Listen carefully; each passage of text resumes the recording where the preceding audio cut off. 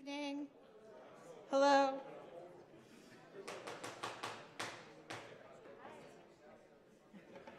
Hi, it's 6:30. I'd like to try to begin. It's what?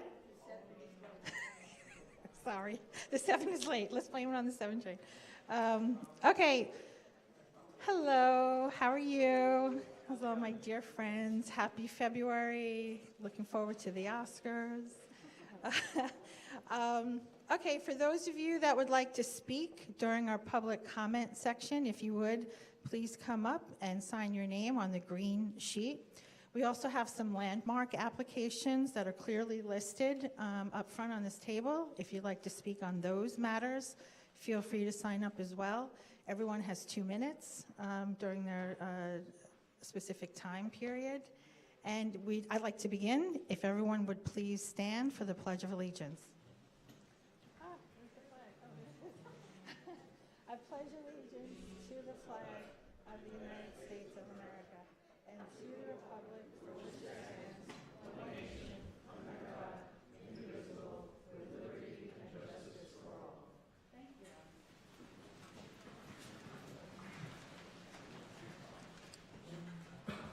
I'd also like to state that there was some misinformation that was released today on some of the news channels that Amazon was going to be here to present, so I wanted to ensure everyone's aware. Amazon will not be here this evening. If you want to speak about Amazon, you're free to do so during the public comment section, but there will be no presentation by Amazon, and I just wanted everyone to know that ahead of time. Thank you. Okay.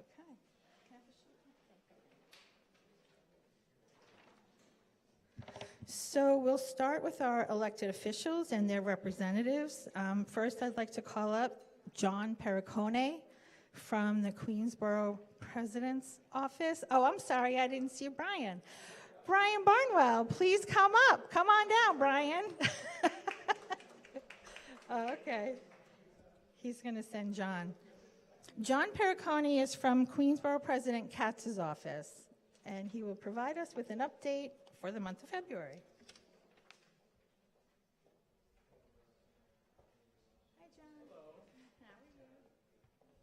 Good evening. The Assemblyman was nice enough to let me come up here first this evening, so thank you very much. Quick update from Borough Hall. Community Board applications, the deadline is tomorrow, February 8th. Applications must be in. Current and/or new applicants must submit their original copies by tomorrow. Our internship applications for 2019 are now open as well. If anyone is interested, high school and college students, if they're interested in positions looking for academic credit and/or experience, I would encourage them to submit their resumes to jnocero@queensbp.org. And if anyone needs that information, again, I'll be in the back. I can provide that with everyone today. And I also just wanted to reiterate, community board applications by tomorrow, the 8th. Any questions? Question? Any questions No? from board members?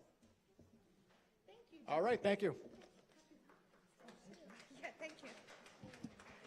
Okay, Kenny Madrano from Councilmember Van Bremer's office.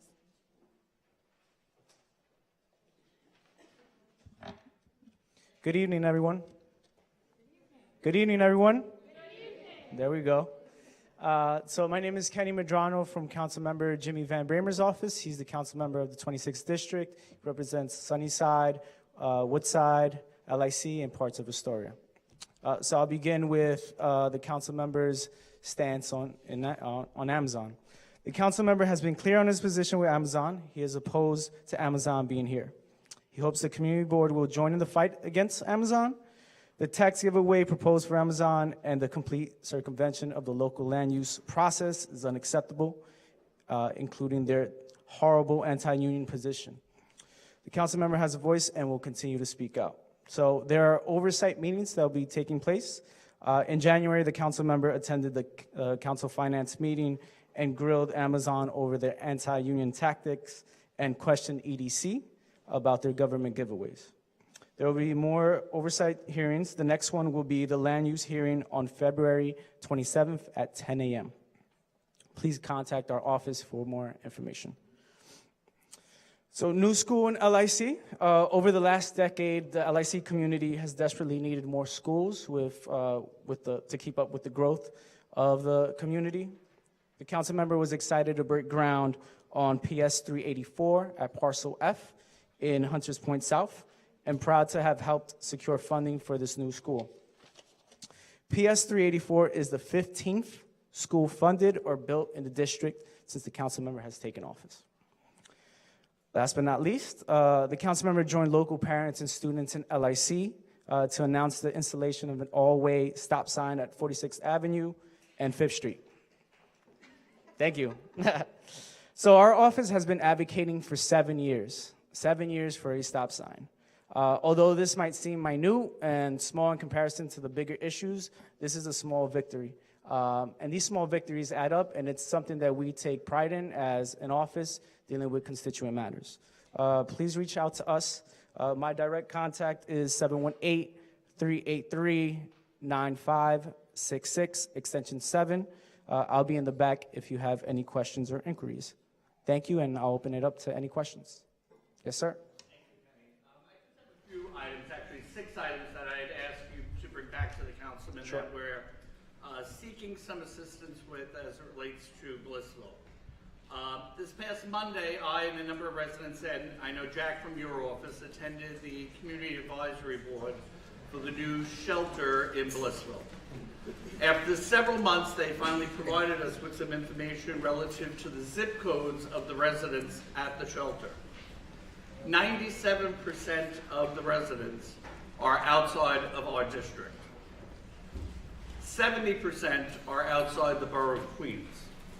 What I don't understand is that this is a brand new shelter, and DHS and the mayor reported to us that new shelters were needed to house the homeless from the communities in which they live. If this is a new shelter and they cannot fill the shelter with people from our district or the borough of Queens even, why is it that we even need more shelters built? It does not make sense to me. So I'd ask that you take that back, because it's not, what the mayor and DHS is saying is not accurate in terms of what's actually occurring. The second item is,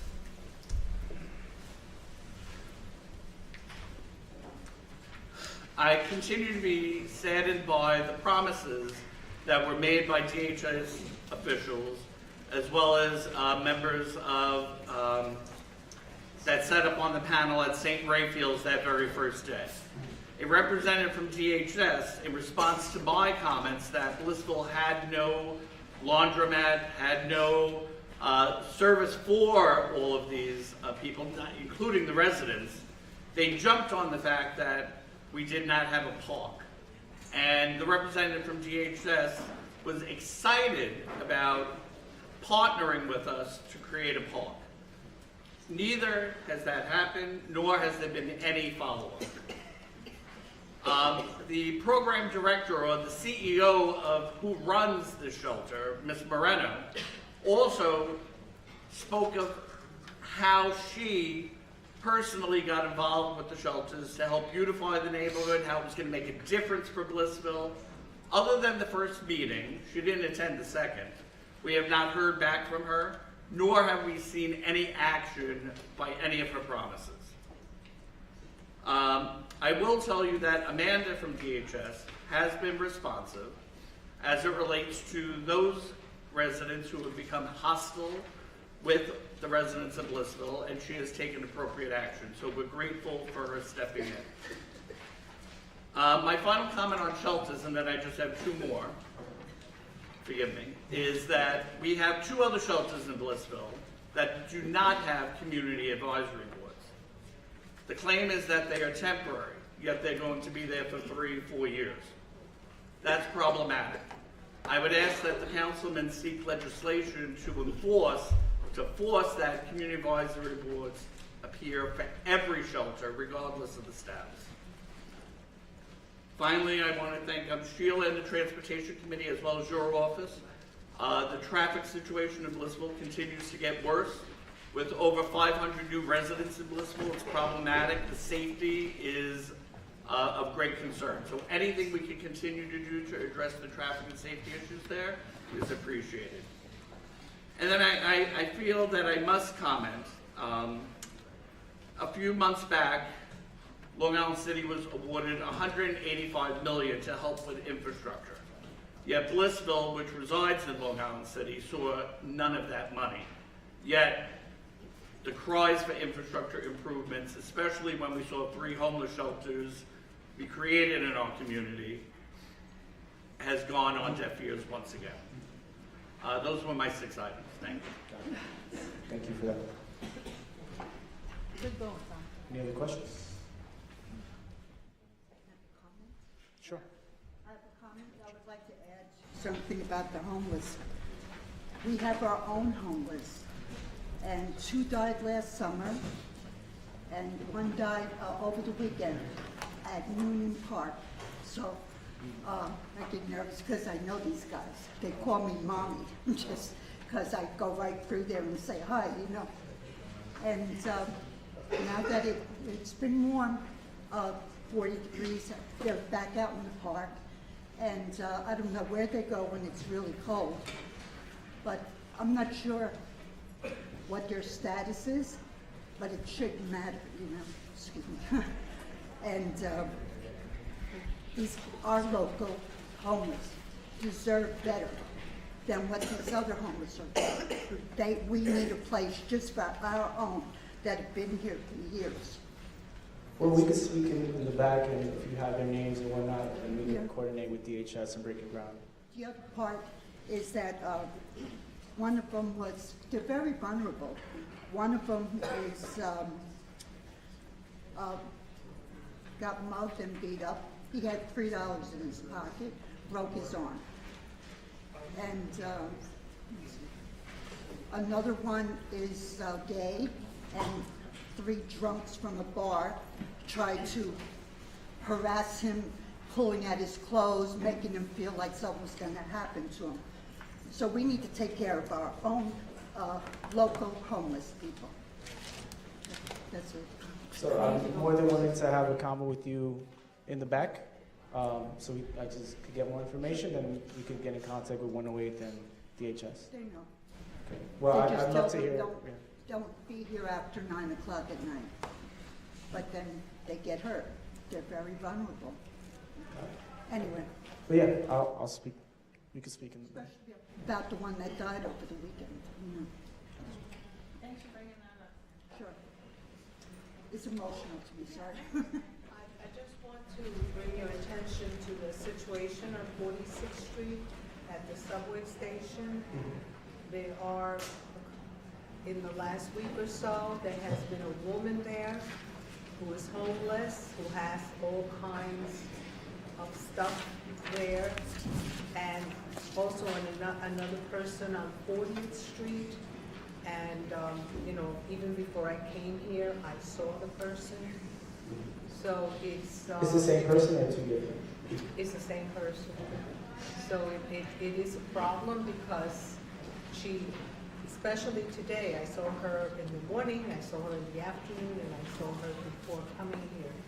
And she has her living room there, literally. It's a big problem. Yeah, if we can speak in the back, and I can get a bit more information. Cool, thank you.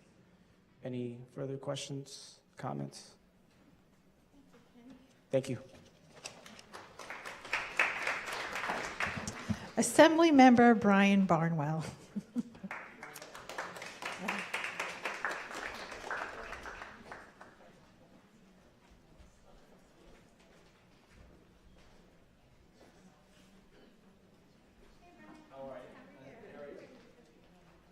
Hello, everyone. I just want to bring up, we have a lot of events this month, so I'm going to talk about them. February 14th, we're having a Lunar New Year celebration. I understand it's Valentine's Day, but that's what they tell me the schedule is. It's 11 a.m. to 1 p.m. We're partnering with Catalina Cruz's office, Assemblywoman Catalina Cruz's office. We'll be at 7814 Roosevelt Avenue. If you guys want to come on down, Should be a good celebration. Also on February 16th, from 12 to 4, we're having a mobile pet adoption. So if you want to adopt a dog, a cat, I think they even have rabbits. If you want to do that, that will be on the corner of Steinway Street and Broadway. Steinway Street and Broadway. If you want to adopt some rabbits. Or cats. Only Regina can only have the rabbits. What happened?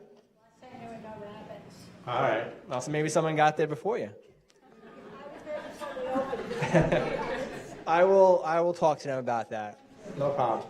Then on February 20th, it's a Wednesday, from 12 to 3 at Woodside Library, we're having a women's empowerment session. We're going to have a lot of diverse groups, partners, and they'll be able to provide, to be very frank, the event's focused on domestic violence and the information you can get about domestic violence if you know someone or, God forbid, you suffered some domestic violence. There'll be partners there who can give legal advice, can give you different references to groups that you can go to and speak with. But it's an information session, so it's a very important event. That's February 20th from 12 to 3 at Woodside Library. And if you can't make the event, you can always call our office. I'll give the number at the end, and we can put you in partnership with these groups. On February 22nd, which is a Friday, from 6 to 8 p.m., we're going to be having a Know Your Rights session for immigration issues. That's going to be at the Church of Jesus Christ of Latter-day Saints in Woodside, 4024 62nd Street. And it's more than just legal advice. It's healthcare, it's education. The IDNYC will be there to sign you up if you want to sign up for the ID. And then the last event for February, February 27th, a Wednesday, we're having free mammograms. So if you know someone that doesn't have insurance that needs to get checked up, that event is very important. People have come up to me and have said, and Joe Adabo, who got me onto this, Senator Adabo, people come up to us and say that I went to this event, I got checked, and they found something, and I am here only because I got checked. So I greatly recommend if yourself or if you know someone, especially if you don't have insurance, I mean, this is free. So that event is Wednesday, February 27th, from 9 a.m. to 4:30 p.m. The mammogram truck will be at 50th Street and Skillman Avenue. I was going to make a joke about the bike lanes, but I'll pass on that. Anyway, you need an appointment, so you need to call our office. So, again, to call our office to get information about any of these events or future events. This is just February. These are just the events we're having in February. 718-651-3185. That's our office number. We have the mammogram truck throughout the district. So just so happens this time it is in Sunnyside. Other times it will be in Astoria. Other times it will be in Woodside. Oh, I'm sorry, this one's in Woodside. But either way, we'll have it throughout the district, throughout the months. But again, it's a good service. And then the last thing I'll say also is graffiti cleanup. We go out and we clean up the graffiti ourselves. We don't wait for the city. Don't tell them, but we don't wait for the city to clean it up because it takes forever. So if you have locations throughout the district that you see that needs to be cleaned up with graffiti, clean over graffiti, call our office. We'll go out immediately. I don't know if my staffer is here, but we have a team dedicated to graffiti cleanup, and we go out and do it ourselves. Now we don't have a power washer, so if it's on brick, unfortunately, we can't help you on that one. But if it's regular graffiti, we'll clean it up. So that's really, there's no more rabbits. There's no rabbits. That's all I have. I'll leave only one flyer. We like to save paper, so I'll put it in the back. Just, again, call our office if you have any questions about it. Yes? Can I call over? Yes. When, a couple of weeks ago, I called your office about something else, but somebody told me your office does snow removal, which we did not need. But if you're doing it, you should let people know because the comment is about snow removal. So it is true that we go out and we clean up, we shovel snow for seniors. We're up till 5 in the morning, 6 in the morning, because the requirement of when you, as you guys know, when you have to clean up snow from the sidewalk, depends on when the snow stops. Just so happens that recently the snow has been stopping at 2 in the morning. So we go out at 4 in the morning, 5 in the morning to clean up the snow, to shovel the snow. We have 150 names on the list right now, unfortunately, and about 3 volunteers. So if anyone in the crowd would like to volunteer for 5 in the morning snow shoveling, I'm in. Seriously, I mean, listen, if I know Councilmember Holden's office, they do a great job with that as well. So it's been a great partnership that we have multiple people. So where's Kenny? Kenny, Councilmember Bramer's office. We need some help. But seriously, again, if you really know someone that needs help, yeah, listen, 150 people, we can't take any more. So we can't take any more names, unfortunately, right now, because it's like 4 people going out. We just don't have the capacity to do it. My staff told me when I was in Albany one time that they were finishing as kids were going to school. So we're kind of limited in our resources right now. You want to volunteer? We'll take it. Okay. So if you know someone, call our office. We'll do the best we can. But for the most part, we're at capacity right now. No problem. Anyone else? Great. Thank you, guys.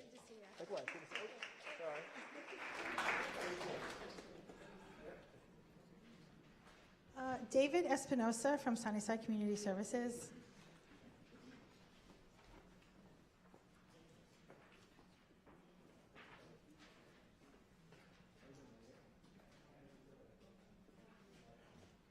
Good evening, everyone.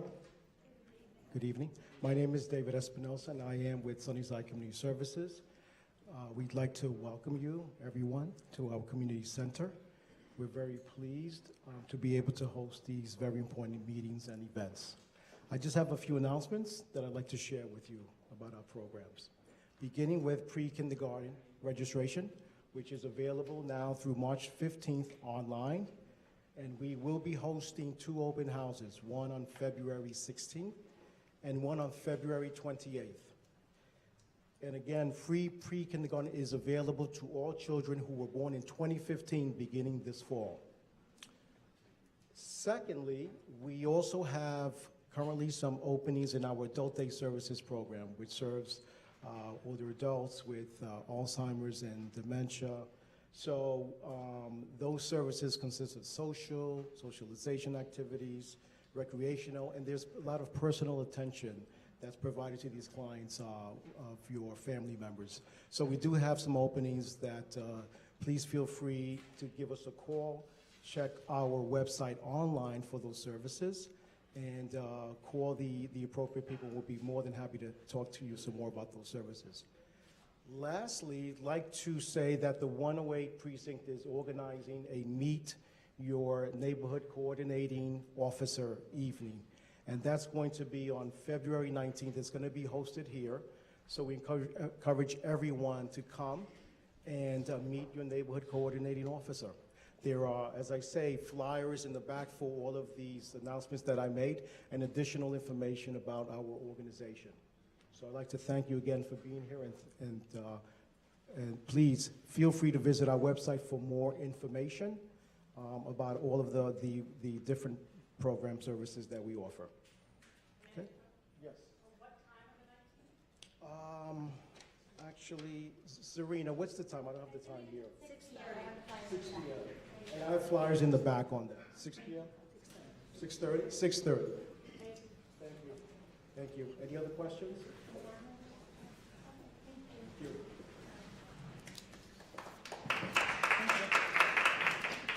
Greg Mitchell from Councilmember Holden's office.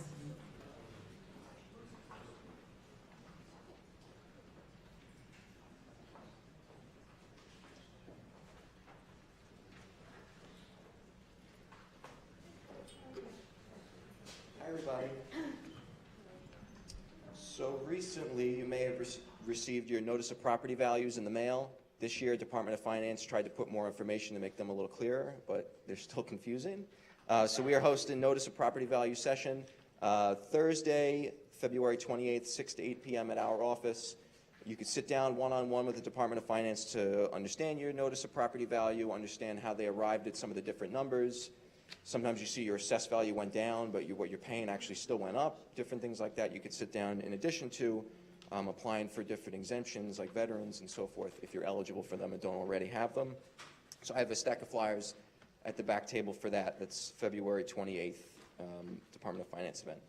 Any folks that live in Councilmember Holden's district in Woodside, you should have received our newsletter in the mail. If for whatever reason you didn't, I also have a stack of those in the back. It is budget time in the council. It keeps me very busy. We welcome any community organizations to apply. We take applications from anybody that would serve our district. So any community organizations, you are certainly welcome to apply. You could see me if you have additional questions. Speaking of the budget and capital, Little Bush Park there's funding already in place for a full renovation. They're in the design phase right now. Parks Department is proposing to reduce the height of the exterior fence around it. The council member is speaking with the Parks Department and the commissioner to make sure that the park, in their design, the fence stays at the same height that it's at now, so we can preserve a safe and clean park at Little Bush. So that's something we're working on. I'll keep you guys posted as that continues to develop. They wanted to reduce it down to 4 feet. It's about 7 or 8 feet now. We want to keep it at 7. So. And whoever had asked about the snow removal. So our office, for constituents of Councilmember Holden's district, for seniors, we have a snow removal program as well. You can call our office 718-366-3900, and we could try to get you on our list as well. And then a very quick legislative update. The Councilman Holden just introduced 2 bills. One is related to concrete truck spillage. Sometimes you see there's like almost a mini mound of dry concrete on the road. It spills out, and a lot of times you see them on a hill. As a concrete truck goes up the hill, some spills out. It's a bill to try to prevent that. It's just one of the pet peeves of ours to see that all over the neighborhood. It's also dangerous and doesn't look nice either. So that's to prevent that is one of our bills. And another one is related to tow truck chase-in. Sometimes when there's a car accident and the police department comes, the tow truck that comes is it's supposed to be part of row-tow, as in these tow truck companies are on rotation that are supposed to respond. There's a specific company each time as part of that rotation that's supposed to respond.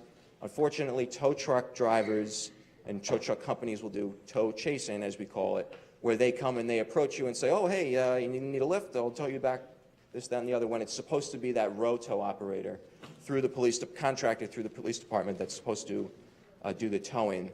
And sometimes we find that the tow chasers have unscrupulous practices. So this is a bill to further prevent that and to give the police department additional resources to verify and check the credentials of the tow truck when it arrives at a car accident, should the police still be there. So that's my update. I will be on the side if anybody needs to speak to me with any specific questions. Okay. Thank you. Thank you. Okay. Next, I'd like to invite our guest speaker up. Hi, Kenny. We were scheduled to have Sarah Dougherty. Unfortunately, she couldn't make it, but we have Karen Imes from the team of the Waterfront Edge Design Guidelines, and she will present to us. Thank you. Good evening. My name is Karen Imes. Thank you for inviting me here today. I'm the Senior Program Director at an advocacy organization called the Waterfront Alliance. I don't have my visuals with me today, but the board members have a presentation. I'll do my best to verbally describe what the Waterfront Edge Design Guidelines are all about for everyone here today. So who is the Waterfront Alliance? If you've ever ridden a ferry, enjoyed kayaking in this city, or enjoyed a waterfront park with its beautiful ecology and sort of new park architecture, the Waterfront Alliance has probably had a hand in some of the advocacy that has led to these outcomes in the city. We're an alliance of over 1,000 organizations that is committed to inspiring resilient, accessible waterfronts and working waterfronts across New York City. And one of the things that I want to talk to you all about today is something called the Waterfront Edge Design Guidelines. If you're familiar with LEED certification for green buildings, which is setting a standard for building emissions and for efficiency in buildings, the Waterfront Edge Design Guidelines, the acronym is WEDGE, sets the same standard for building on the waterfront. And obviously this district has a lot of waterfront development. And so this toolkit is really a way for the community and for decision makers and citizen activists like yourself to think about what does resilient and accessible design look like on your waterfront. So we've been going out to community boards across New York on the waterfront and asking them to take what we call the WEDGE Pledge, our very funny acronym, and really to empower local decision makers to think about waterfront design in your communities. The Waterfront Alliance has done a lot of work in Queens. As I mentioned, we've been involved in the ferry advocacy that brought NYC Ferry to the Rockaways and to Long Island City. We've done community visioning sessions in Newtown Creek, in Flushing Creek, especially urging parcels on the waterfront that are being developed with all the local actors, whether they're public or private, to think about coastal resiliency and to think about what good access for the community looks like on the waterfront. And really to inform local decision makers about the different government guidelines from the Clean Water Act to the New York City Waterfront Revitalization Program to know really what your rights are on the waterfront. Again, I don't have my visuals, but I'll do my best to describe it.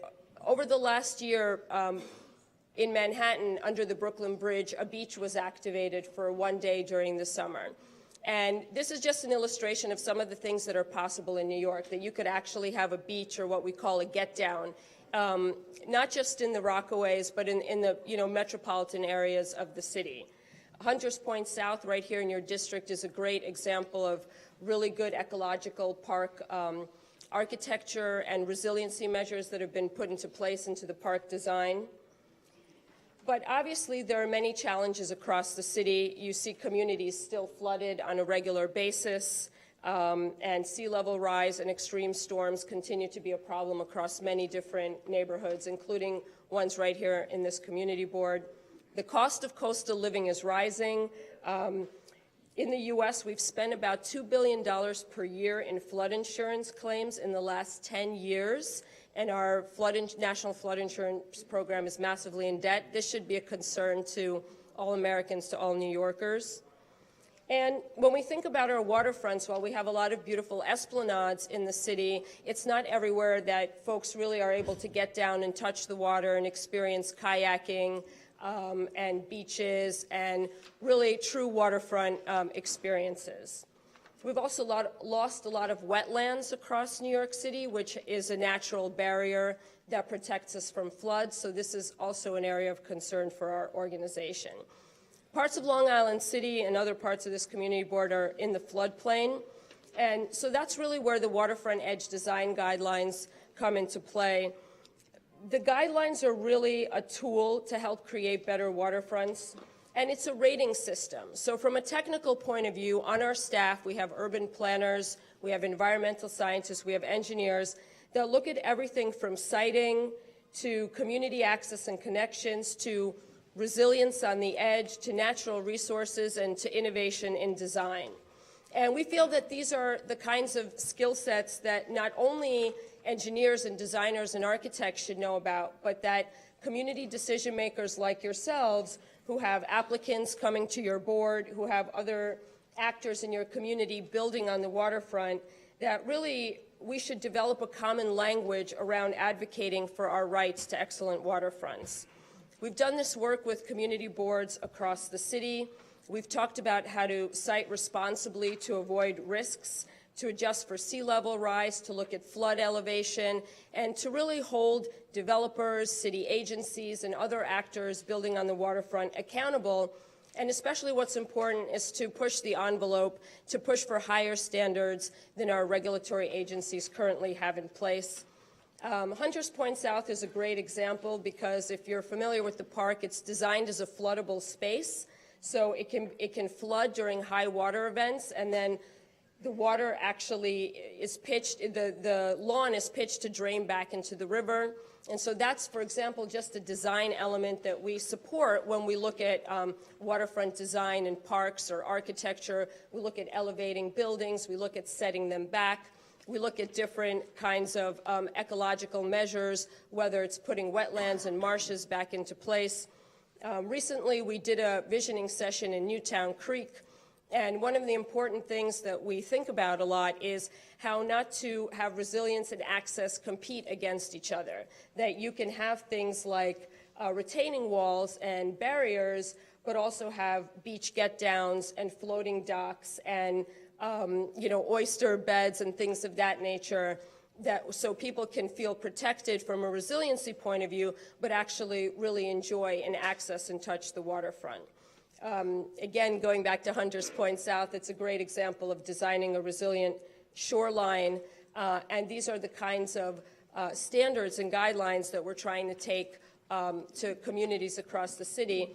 And I would just, add that this can be applied to a residential development, it can be applied to a park, it can be applied to an industrial development. We worked with a cement plant in Hunts Point in the Bronx, right on the water's edge, that wanted to be ecologically and sound and resilient, and put many of these measures into place where you wouldn't necessarily think that an industrial actor of that nature would be thinking this way.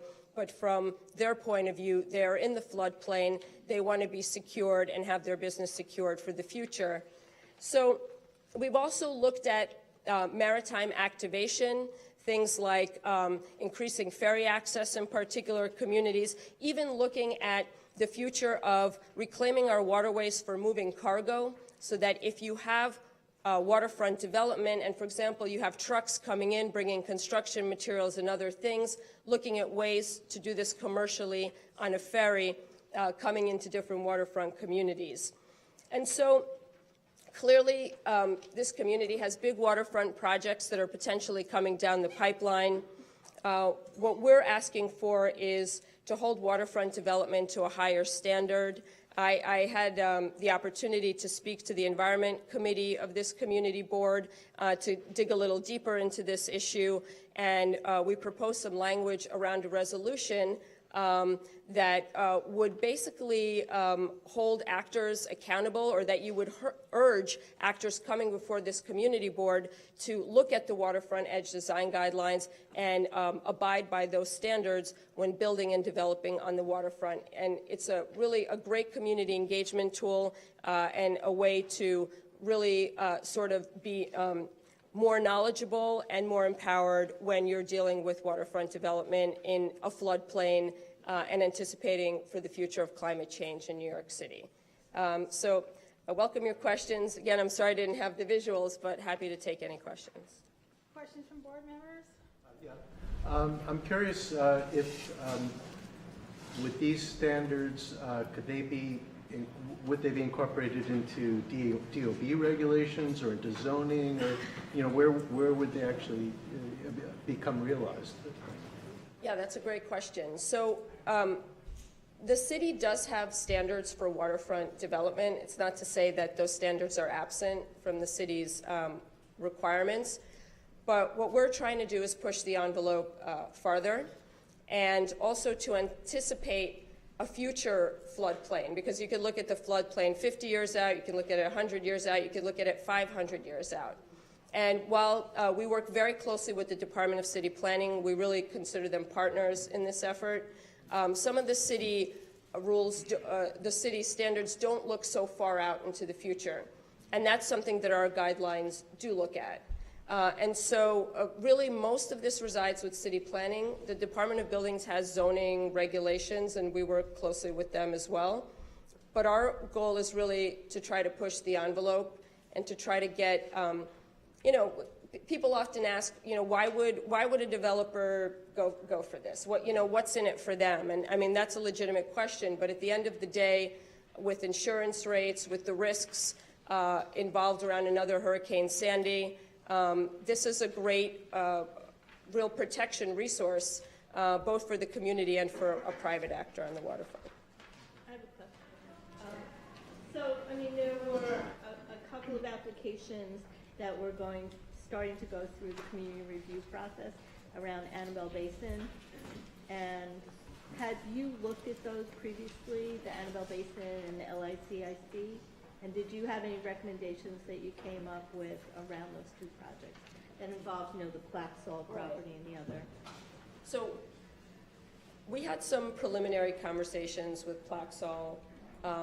We didn't go super deep into those plans, except to say that we work with private actors or nonprofits or conservancies to craft basically a plan around the waterfront. It's a recommendation. So it's a combination of these waterfront edge design guidelines and what we call a maritime activation plan. That basically, it's a study that we would do that basically looks at resiliency measures, but also activating the waterfront. And at the time, we were hoping to work with Plaxall around one of these plans, and we still hope that whatever, you know, proceeds in Annabelle Basin, that we would be considered a resource and would be able to do this kind of study and assessment. It basically becomes a set of recommendations for the actors involved to say, you know, this would be a great place for a pier, or this would be a great place for a get down, or we should set back over here. And so, you know, we weren't heavily involved in that process, but we had some early conversation with the actors. And just as an example of that, right now, Governor's Island is going to go into a rezoning, and so we've done a plan like that with a set of recommendations for the Trust for Governor's Island that they can then look at and say, you know, this works, this doesn't.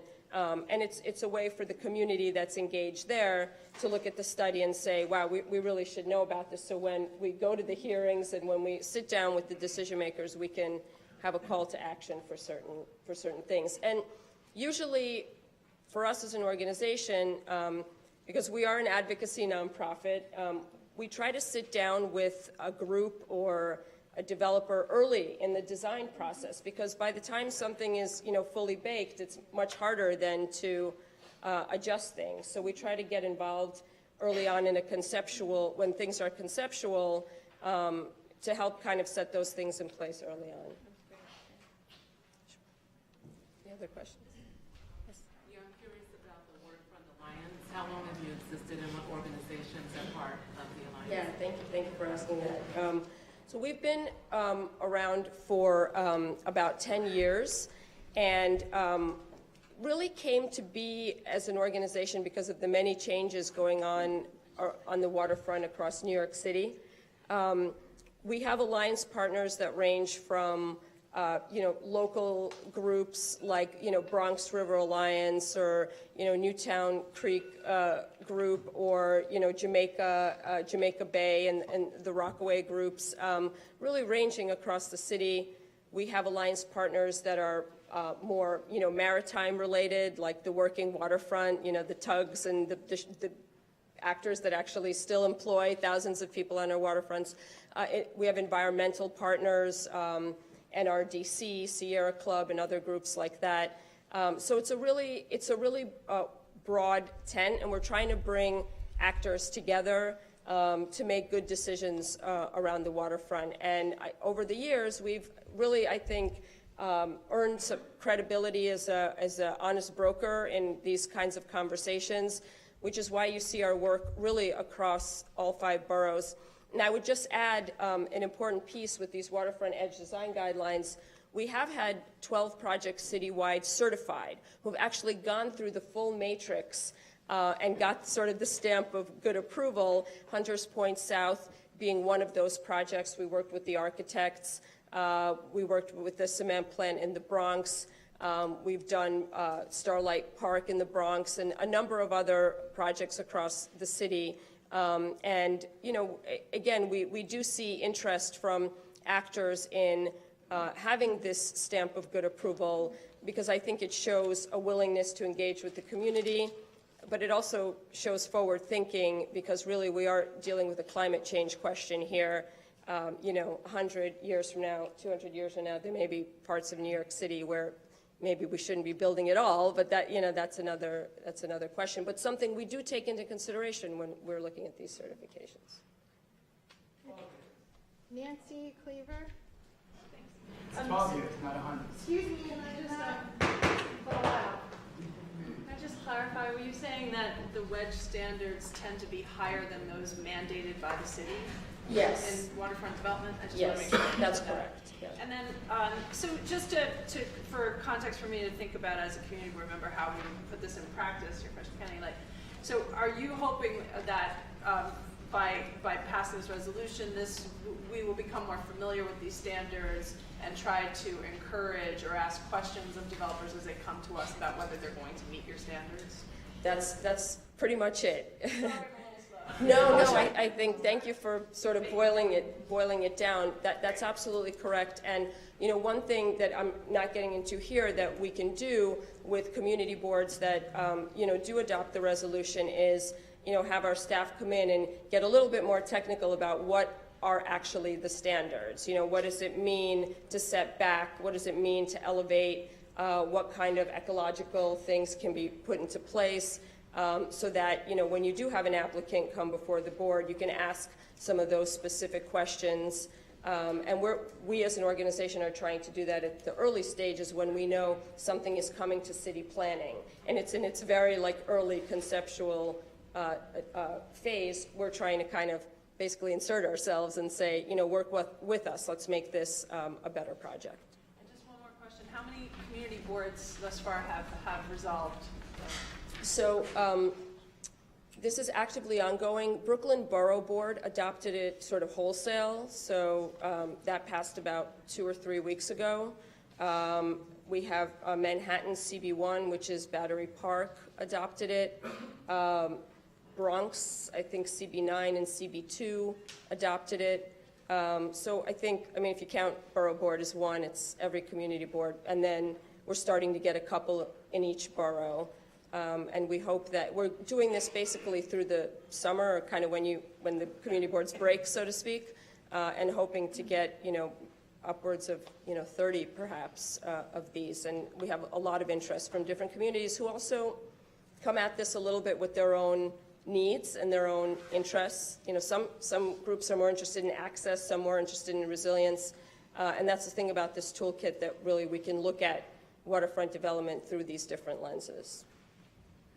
Karen, have you approached the Board President about this? Yeah, thank you for asking that. So we've had some preliminary conversations about coming to Queens Borough Board. We haven't gotten a firm date to do so. They're aware of this, definitely, and we'd very much like to come before them and do this presentation as well. Any other questions from board members? If we want more information, where do we go? So on the last page of the presentation is my contact information, and you can take a look at our website. The actual design guidelines are free and online, so this is not like proprietary that's, you know, hidden from the world or you have to pay for it. You can go look at the PDF, see what the criteria is. You can read about the projects that have gone through the certification. You can see some of the work that we've done in our visioning sessions. And definitely feel free to email me or reach out. And, you know, we ask that internally you consider the resolution, and hopefully it can be a helpful resource for you. Thank you. Thank you. Thank you for your time.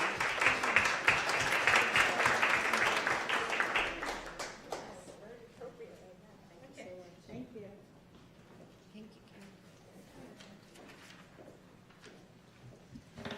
Okay, good. We're going to move into the public hearing section of our meeting.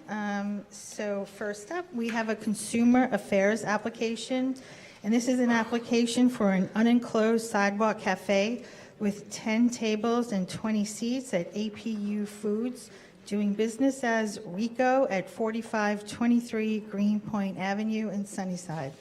Is anyone here from Rico? Ah, okay, please come forward.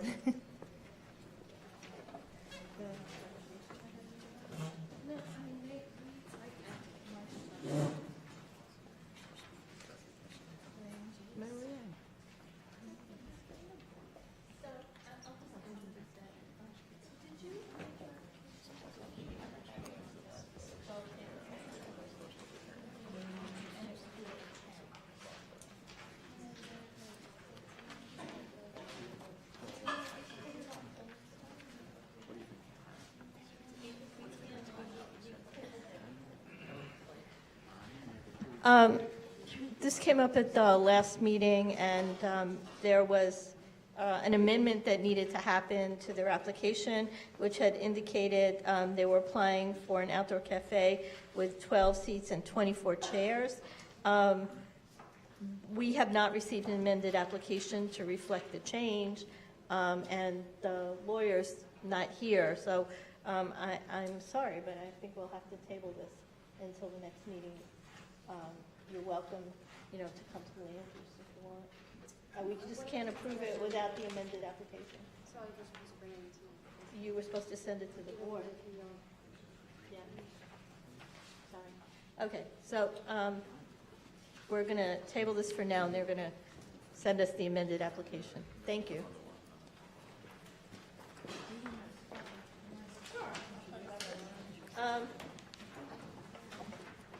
The next public hearing item is the landmark application for 46-01 Skillman Avenue, which is the apartment building on the corner of Skillman Avenue and 46th Street. There's a lot of exterior capital work that needs to be done on that building, and I think you probably all received the presentation that we had today that we sent out by email, but the architect is handing those out. And they came to the Land Use Committee and did a presentation of the improvements they're planning to make. They really are, I should say, for the most part, extremely consistent with preservation rules in the Landmarks Commission. So there's one issue which has to do with the parapet wall, that for legal reasons they need to raise a couple of brick heights. And so let me have the representative for this application come and explain it. Thank you. Hello, I'm Michael Notaro from MVN Architects and Matthew Mantilla. We are here today. We're here today for 4601 Skillman Avenue. Basically, just to summarize, this is a repair project. Pieces of brick and slate have fallen off of the building, and it's become, in the realm of the facade world, it's become unsafe. That's why there's a sidewalk bridge outside of the buildings. And what we have to do is to repair the facades. That's the very, very, very basic reason we're here. But there's a lot of background here that goes along with this. There's a new owner for the buildings. The new owner is our client. They purchased the buildings a couple of years ago. When they purchased the buildings along with some landmarks violations because there were things that were done, there were improvements, quote unquote, changes to the buildings that were unsanctioned by landmarks. There was the erection of some electrical conduits and odd lighting fixtures along the district walkway that's in back of the building. There were some pointing violations. There was some painting that was done unsanctioned and inconsistent with landmarks guidelines. And there were some windows that were changed.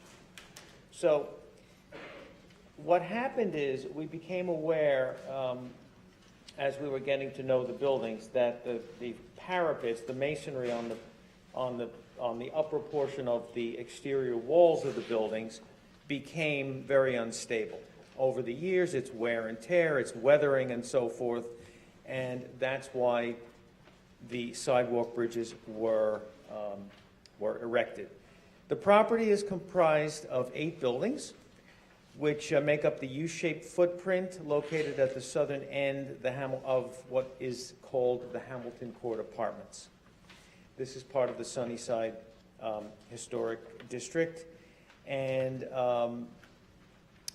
the brickwork is mostly running bonded brickwork, but up at the top of the buildings we have a decorative Moorish-style central parapet over the center of Skillman Avenue, which fans out with a lower type of parapet, which features an argyle type of brick pattern, very nice basket weave argyle pattern in that representation of brickwork. And then further around the back, it turns to bonded brickwork.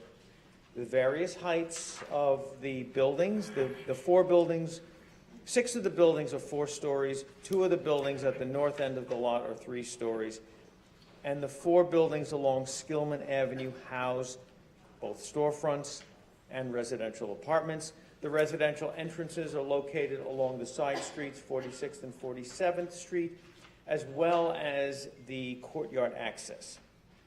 So, we have submitted a package of applications to perform the improvement work and also to remove the violations for the new owners of the buildings. The new owners are committed to maintaining and restoring the buildings to their original integrity and to maintain the buildings as such, and also in compliance with the building department rules and with landmark preservation rules.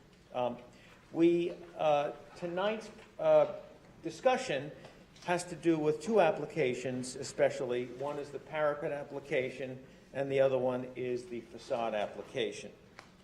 We originally appeared before the Landmarks Committee in January 16th, 2019 in response to a November 2018 Landmarks application. We're dealing with Richard Lowry at the Landmarks Preservation Commission.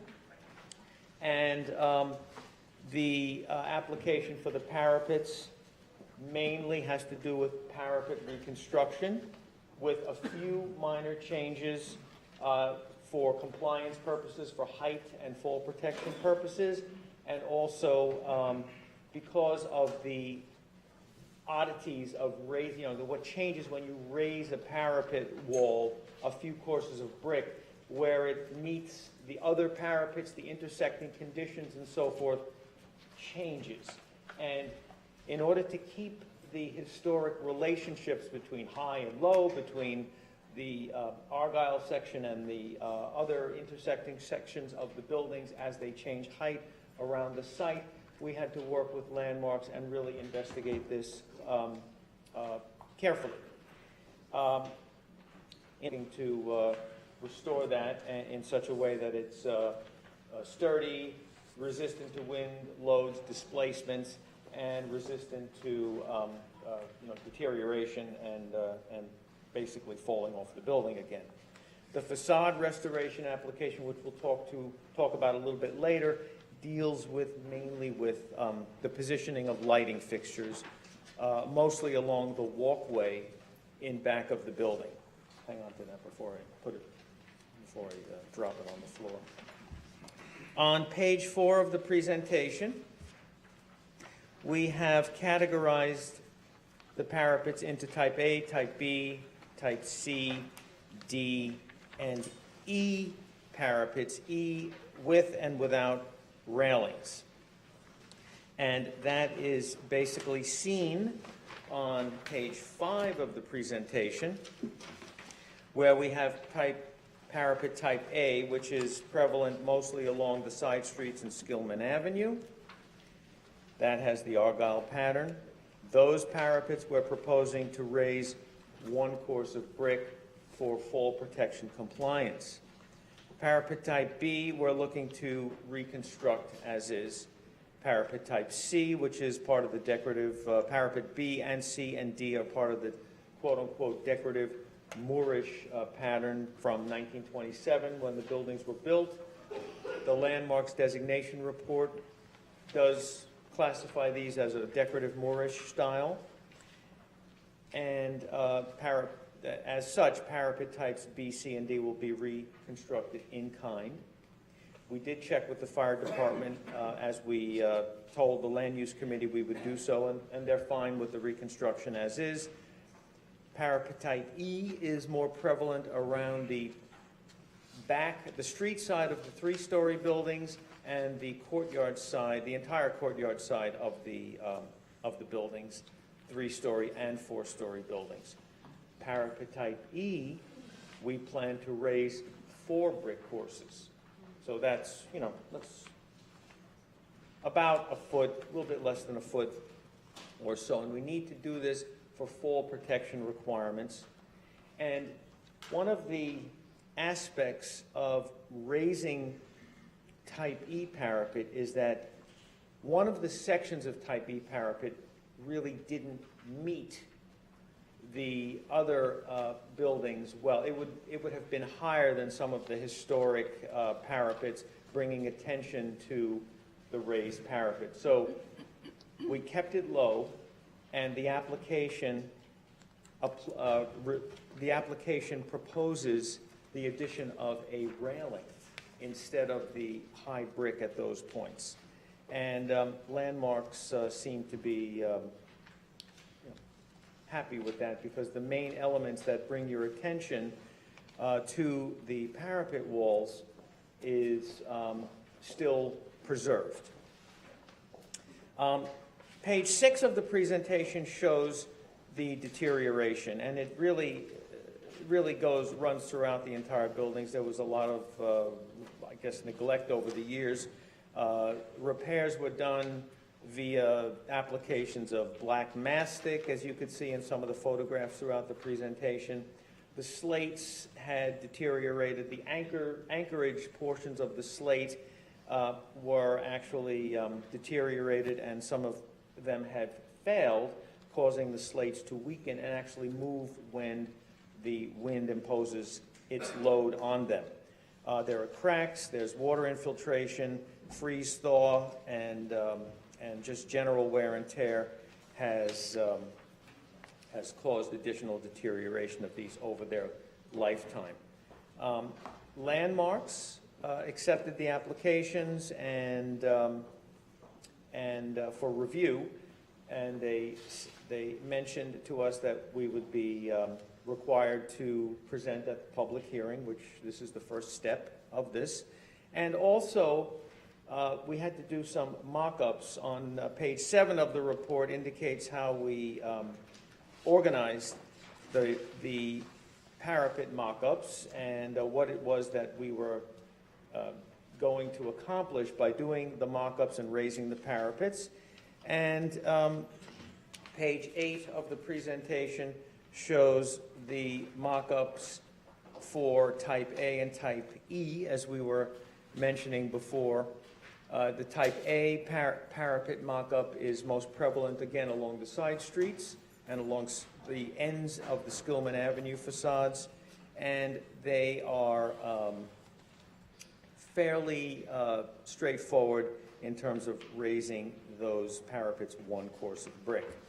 The type A and the type E parapet mock-up over here at 47th Street, we are proposing to widen the type E parapet to 3 whites of brick, 3 layers of brick, so that they're sturdier and longer lasting.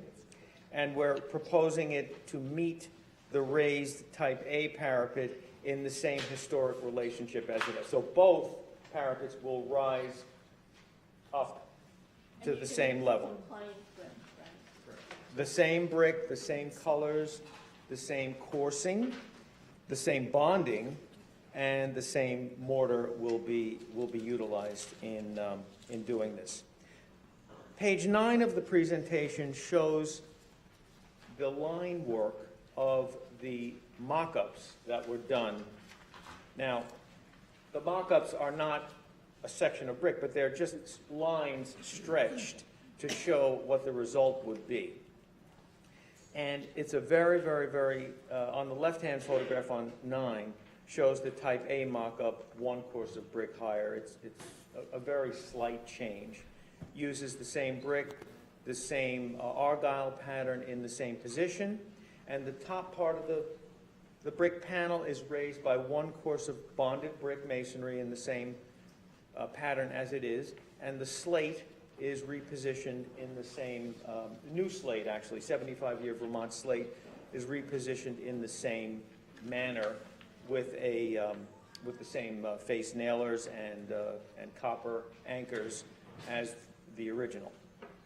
The right-hand photo on page 9 shows type E parapets which are raised to 4 courses of brick. And that is, you can see the photograph of the 3-story section of the building, preserving basically the same basic relationship where the low 3-story building meets the upper, the rising wall of the 4-story section of the building. So there's really not much of a change there at all. The actual section of type E parapet with the railing is mostly seen from the courtyard. So that's that important relationship between just the edge of the low type E, the higher type E, and the general height of the type A parapet. That whole relationship of where the 3 parapets meet is preserved. And that's what we were looking to accomplish by doing the mock-ups. And I think the demonstration shows that we've submitted those materials to Landmarks, and page 11 on the presentation summarizes basically what the result of the proposed conditions provides.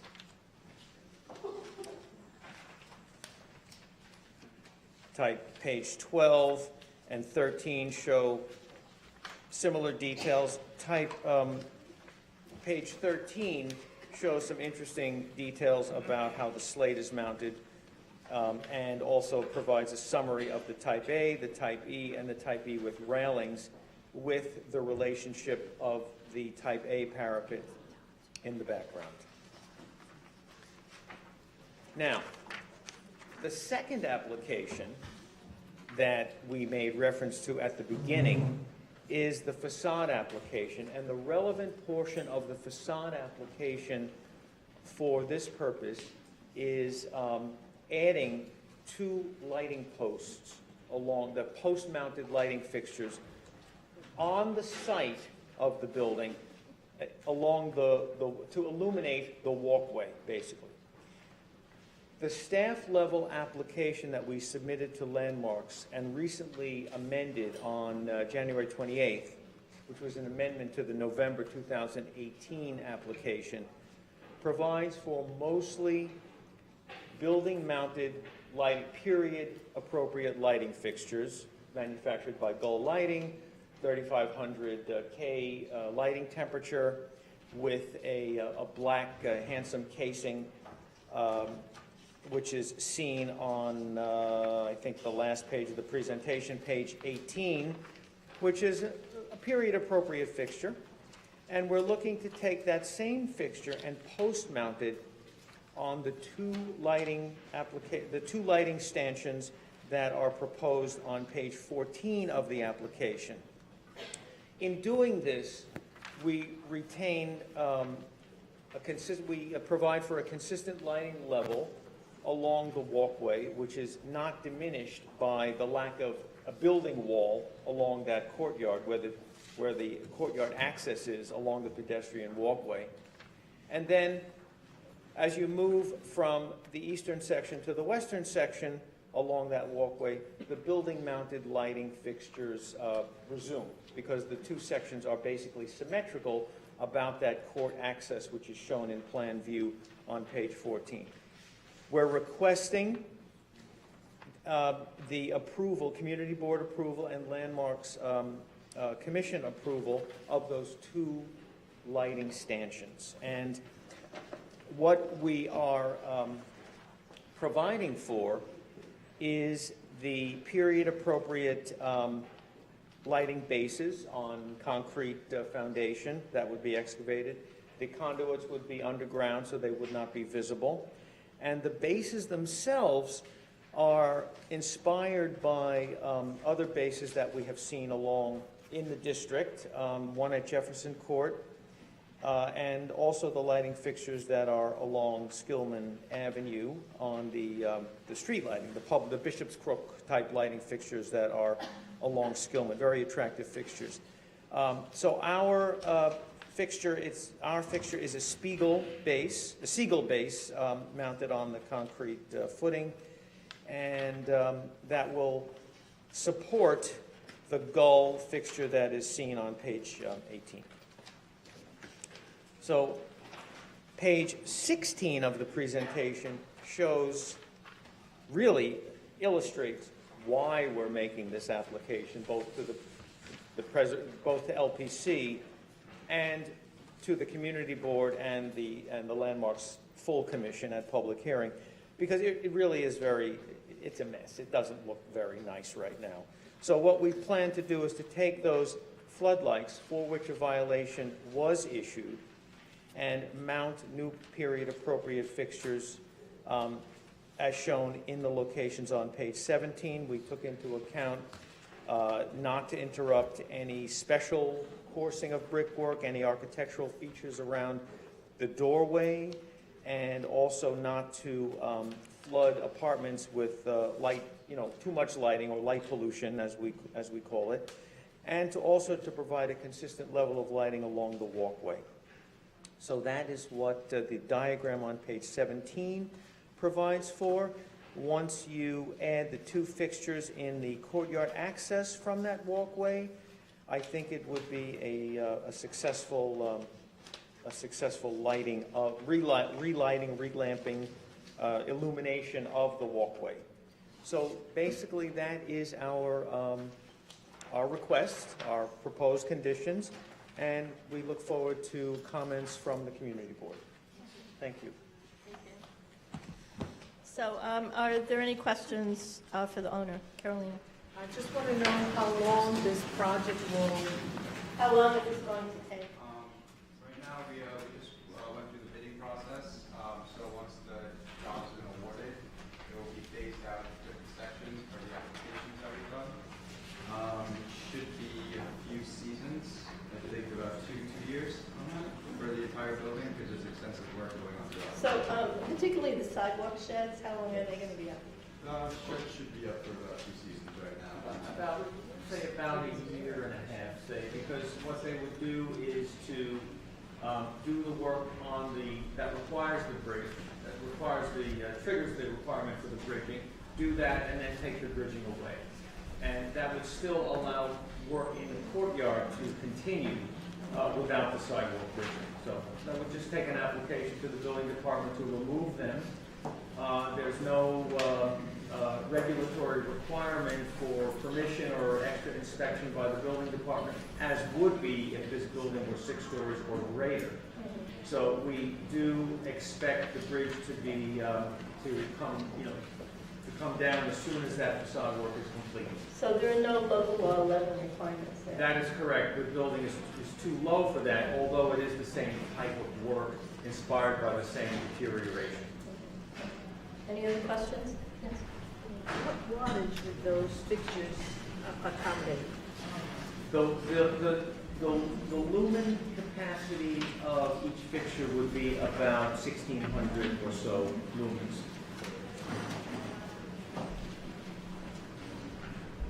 Anyone else? No? Okay, well, what I can say is they've shown an incredible attention to detail on this. And I mean, my other question though is who is are you the owner? So the owner's not here. The owner was at our committee meeting, right? Oh, I see. So we work for the.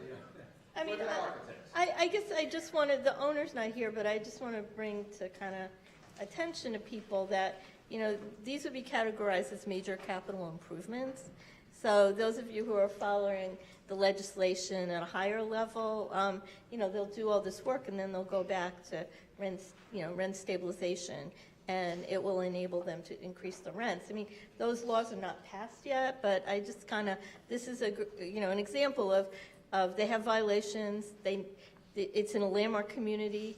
They're paying great attention to detail to preserve the building, and kind of an unanticipated consequence may be that people who live there are going to have rent increases. So that's what I would see. Yes. Yeah, I know. How many of the units in the building now are stabilized?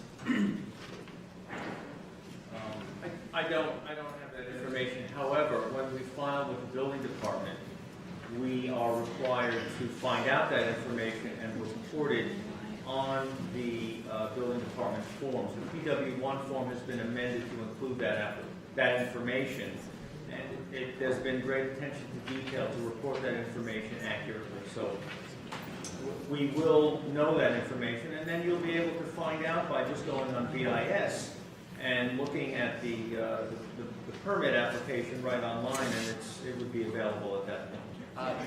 Jeremy, you work for HCR, so correct me if I'm wrong. If there are stabilized units, by law, they have to be registered now.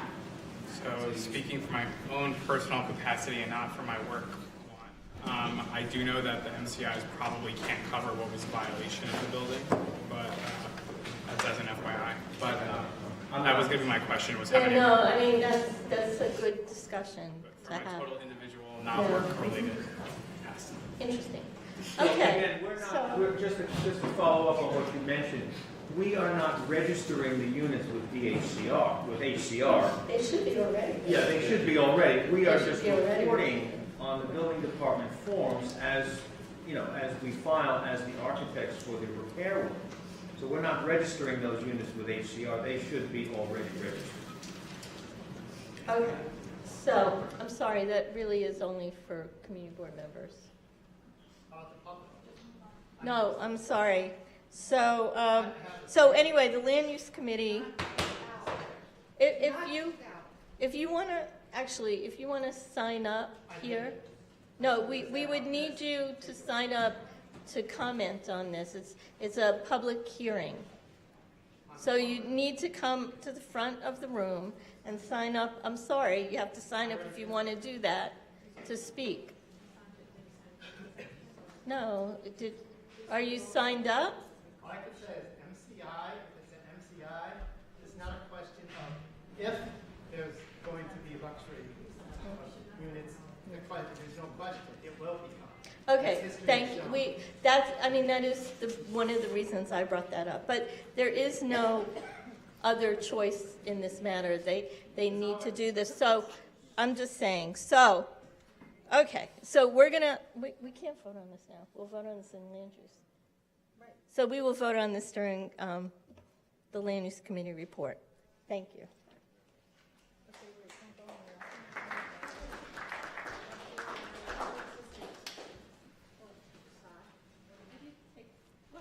Oh, no, that's all, that's done, that's the whole thing, that's all done.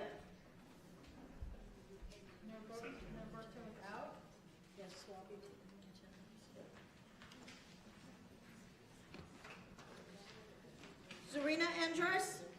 Here. Diane Balak? Here. Carisha Patan? Here. Sandra Bagishka? Here. Bessie Casaro? Here. Claudia Chan, excused. Osman Chowdhury? Absent. Steve Cooper, absent. Lisa Della? Here. Sally Frank? Here. William Garrett, absent. Kenny Greenberg? Here. Richard Gunlap, excused. Ben Gutman? Here. Mohammed Chowdhury Jewel, absent. Ellen Kang? Yes. Denise Keegan Smith? Here. Madron Khan?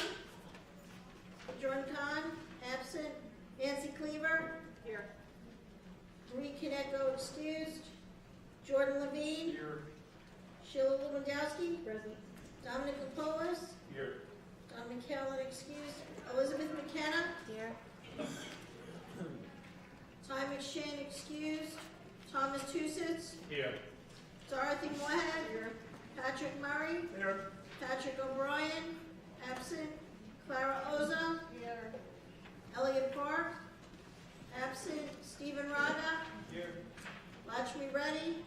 Absent. Jeremy Rosenberg? Here. Roberto Saldana? Absent. Motri Savard, excused. Virginia Shanley? Here. Michael Sun? Here. Lauren Springer? Here. Carol Torano? Absent. Mary Torres? Excused. Carolina Tosi? Present. Rebecca Trent, excused. Anthony Tudela? Here. Sam Vargas, absent. Maria Magdalena Vilima? Present. Thank you. We have a quorum. Perfect. Okay, would anyone like to approve the minutes from last month? Motion to approve. Tom? Motion? Anyone second? Thank you. Wait, who was the second? Anthony Tudela. Thank you. Anyone opposed? By a show of hands, all Sorry of if you. I'm doing this in the wrong order, I think I am. But there was a mention of the conversation we had about writing another alternative statement from the community board that took up, a good bit of time. So could we just find a way to make that into the notes? Is there confusion? Would it not go in there because we didn't take a vote on it? I mean, it was a discussion, but it was not a vote. So typically what we're trying to do is, because legally we're required to only take attendance and track votes that are taken. So, I mean, I don't know if you think it's relevant. I know that it's something that you and Rebecca are working on, and I know Pat O'Brien. Several other people now. Do others feel that way, or is it? Yeah. I think it's important to note that people want to have a more, like a better stance. I mean, that's okay. I mean, but like I said, just because we've had some non-members challenge us on some of the minutes, and really, in speaking with our attorneys, we don't have to record every single conversation. We only have to record, like I said, the votes. Yeah. That was recorded live, it is on tape, and it is for viewing. Yeah, that's true. Yeah. And that's legal Right. enough. That is legal too. Because I had mentioned, for me, it was, the language was a little unclear that the letter was read. That was the one thing that since you brought that up. I don't have it in front of me because, does anybody have it? I have. The language of the letter that was written to Empire State, that Lisa read? Yep. Okay.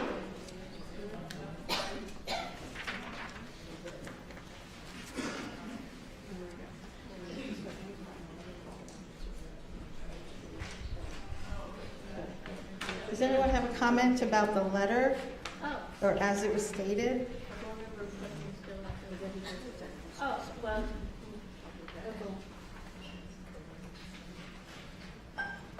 So, Denise, if it's okay with you, we can note that. No, the letter was read. It was noted. Yeah. It doesn't say the letter was read. Yeah. It says Lisa read the letter. No, it doesn't. No, it says, a board member requested that I read the letter, and I informed that there was another letter attached to the Central City Planning. Copies of both letters are attached. Doesn't say I read the letter. Oh, I thought it did. Was that what you were talking about, Nancy, or are you talking about something else? No, she's talking about something else. I know what Nancy's referring to. It was a whole conversation. Okay, so, Lisa will send us the amended wording, and we will add it as amended to the minutes. Oh, so are we back to the initial, my initial? So the motion can be amended, to accept the minutes with the changes, as Lisa will add to the board. She's talking about something else. it's two completely different conversations. So, you opposed the minutes, right? And you would like to add the conversation.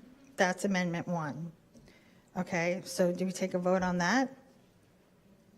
Anyone second that? Okay, all those in favor? Second by McKenna. Does anyone oppose?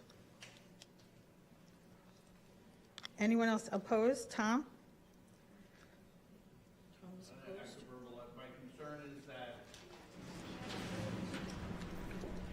when will we, like, how much discussion will we continue to include in the minutes? That's my concern. Without We a have vote. discussion on many different topics, and I don't want some things to be considered and other things not to be considered. So I think we should just be conscious of making that decision. that we remain all-inclusive when we make that decision. Right. And I actually oppose it too, because I think it gets too confusing. I think we should just have, moving forward, this was our plan, that we were just going to talk about attendance and votes. And they were not legally bound because this is on the website. Put it all in. Public record. Sir, if you continue to disrupt us, you will be asked to leave. I'm sorry, Krisha. Sorry, so at last month's meeting, didn't we vote to add that amendment to the letter, right? We did. And, so that's one thing. And then the discussion that you're referring to is the suggestion that we create another draft, right? Right, right, okay. And so that's where we're at right now. Right, but as a result of that conversation, there were a couple of board members that were going to get together, and they were going to draft a copy of the letter and present it to the board. They are still working on that letter. Okay. Kenny? I think, well, kind of in response to Tom, I recognize exactly what you're saying, but I think in this particular case, because it's such a dramatic issue, and there is such an outcry from the community that we've heard, I think you can make an exception to the concept of, I agree with you, we don't want to go down, the rabbit hole of including every single thing, but I think that because it's a particularly controversial issue, it might make sense to at least make note of varying opinions, and an additional drafted letter by board members. That's just my thought on it. Okay. So it looks like Tom and I are the only two that oppose. Okay. And then what about, there was a second thing about Lisa. No, it's just the one, it's nothing. Okay. Okay, so just to be clear, everyone's in agreement that the discussion from last month should be included? That there was a discussion about crafting an alternative letter. Right. Period. That's one And line. that you read the letter. And that I read. Like everyone heard it. Right, those two. Okay.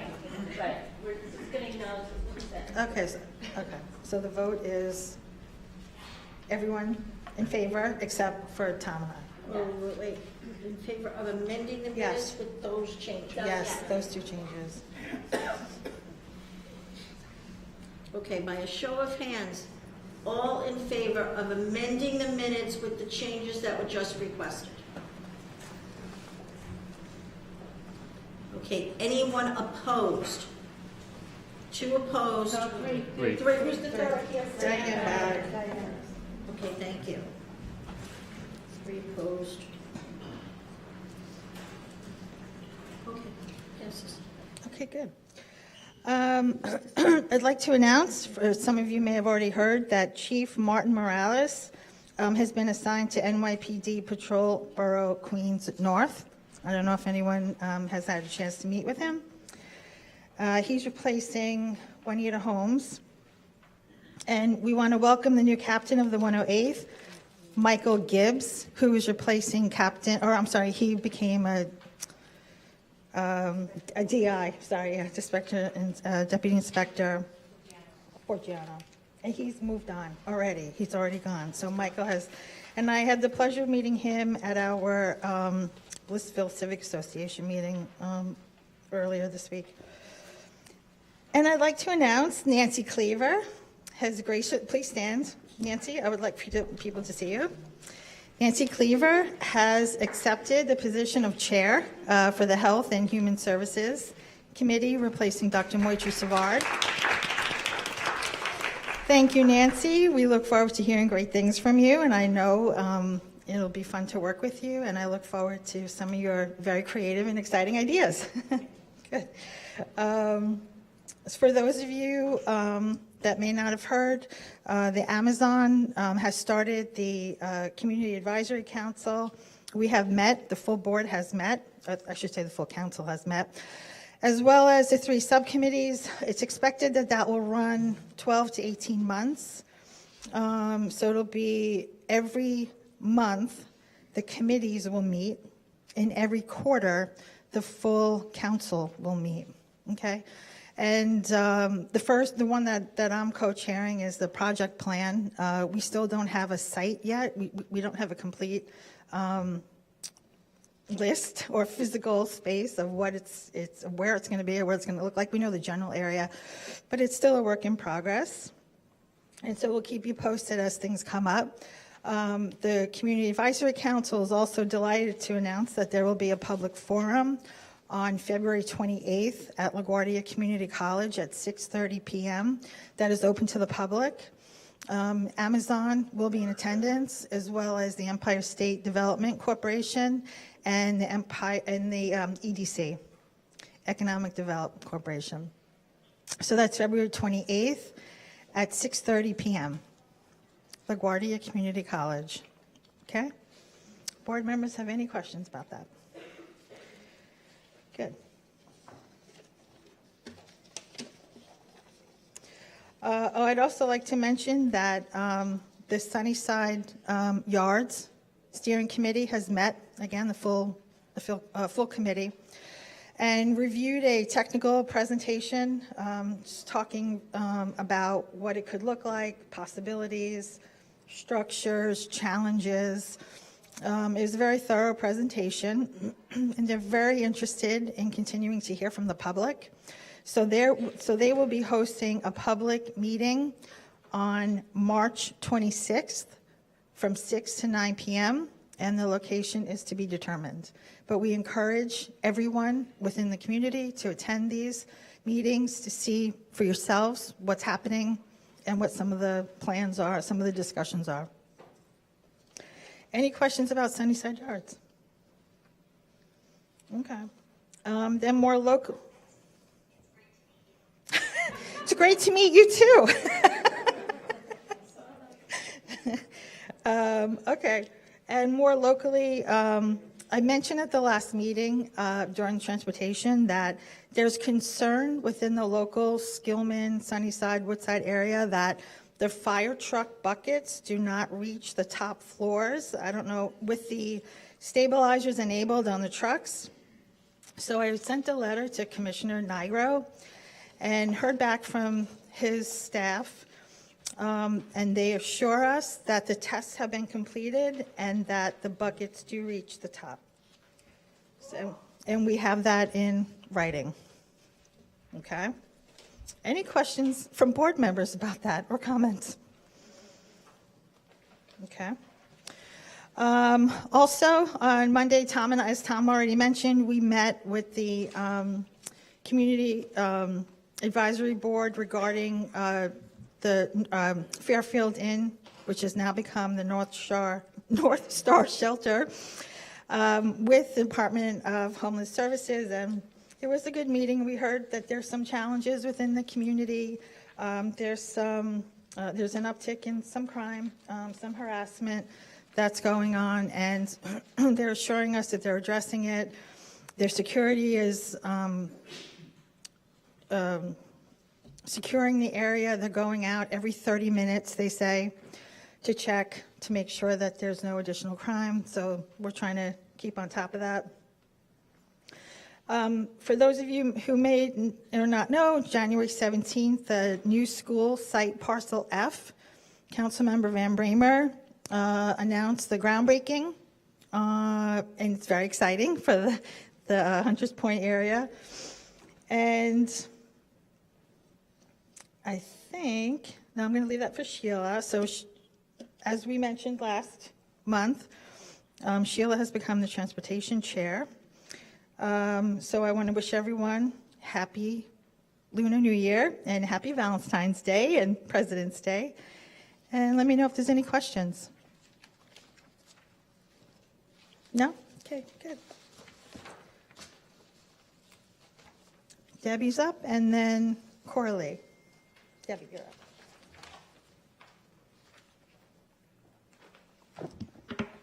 Good evening, everybody. There was a joint operation between PD and Street to Home Breaking Ground. It was held on January 15th. The weather was extremely cold. They went out to the following locations: 65th Street and 35th Avenue, 57th and 37th Avenue, Hart Playground, Sports Authority, Woodside Plaza, St. Sebastian's Roman Catholic Church parking lot. They reported that they did not see any homeless out there that night that they were out there, and everybody, all the areas were secure. And they will have another joint operation in mid-February. So the locations of the homeless, please let us know so we can make sure street to home, when they do these joint operations with PD, know exactly where to go and where to look. So we give them reports every month, and they give us back reports. So I wanted to make sure everybody was aware of that. Attended a meet and greet with our new chief of patrol. They talked about many scams, and if you look in your packets, I'm not going to go into all the details, but there's a lot of flyers from the 108th and Patrol Borough Queens North on the scams. But the two biggest ones really is the phishing scam, where they take your check and whitewash it. So the Uniball pens 207 are fraud protection, and the pens that we gave out that say CB2, I understand from where we got them that they are fraud protected pens as well. So feel free to use them on your checks. So we're trying to work with them. And the other big scam that seems to also be noted is credit cards. Monitor your credit cards. As soon as you see fraud, please, or you get a phone call on your phone and it's a bank telling you you owe them money or there's a scam or whatever, don't call back the number that they tell you to call back on your phone. 9 times out of 10, that's the scam. Look at your credit card, and on the back of the credit card, if you have that bank, it tells you a phone number. You can call them, and they will walk you through whether there is a scam or not on your account. I tried actually to get gas at a station. They tried to get a PIN number from me, which never happened before. My bank immediately, because I have it flagged on one of my cards, my bank actually flagged it back, stopped my card dead in its tracks, sent me a text. I thought it was fake. I did call the bank. From the phone number on the back of the card, they told me, yes, they tried to use my PIN a second time, and they stopped it. So you have to be very, very aware. But don't call any numbers that they tell you to call. Call the numbers on your card. That's very important. So I wanted to just make a note of that. And again, remember to send us complaints. That's what we're here for, and we try to respond to everything. So thank you very much, and we have a great staff at CB2, so I want to thank all of my staff because they're terrific.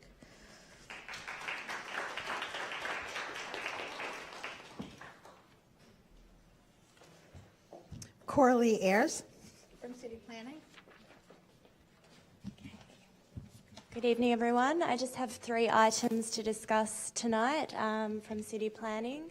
The first is regarding the Manor Products text amendment, which you're quite familiar with. That was referred by the City Planning Commission on January 28th, and that is now with the community boards and the borough president for 45 days. Essentially, it's a text amendment expanding the qualifications for for an enlargement to existing manufacturing buildings, and will accommodate Manor Products and Manor Cosmetics existing operations within their premises at 2711 49th Avenue in Long Island City. I'm pleased to say that the Manor team will be presenting at the next Land Use Committee also. The second item is a residential tower mechanical voids text amendment, and this is a citywide initiative. Citywide zoning text amendment. It's for residential buildings in high density tower districts, and it was really enacted to discourage the use of excessively tall mechanical voids within high-density residential districts. So it only actually affects one site in Long Island City.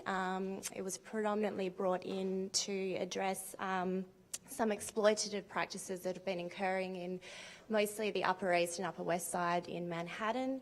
We haven't seen any evidence of this practice in this community district, and the text amendment in its phase 1 is actually only applicable to residential non-contextual districts being R9 and R10 and their equivalent commercial districts.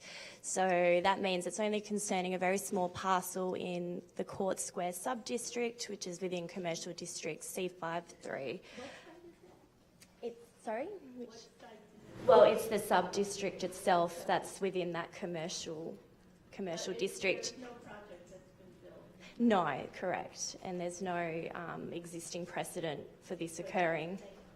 But I will be providing a lot more information at the next Land Use Committee. We've got diagrams and we've obviously got details around how this text amendment will be formed and how it will be interpreted by Department of Buildings.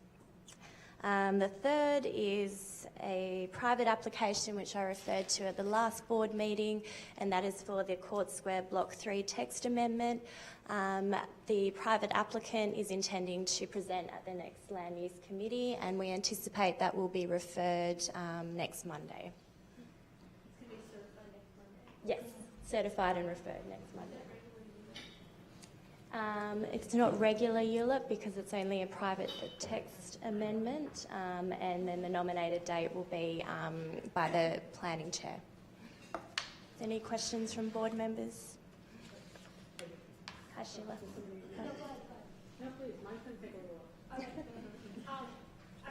Can you tell us just a little bit about that third bullet point that you just mentioned about the text amendment? The Court Square, well, the private applicants, because they are coming to present with their full team and the architectural team at the Land Use Committee, they've actually expressed to City Planning that they'd really wish to speak to the amendment themselves, but essentially it's an as-of-right development that would have been excessively tall if they had built under the existing bulk regulations. So they're proposing just an amendment to the existing bulk modifications that'll just shorter building. to make a shorter building.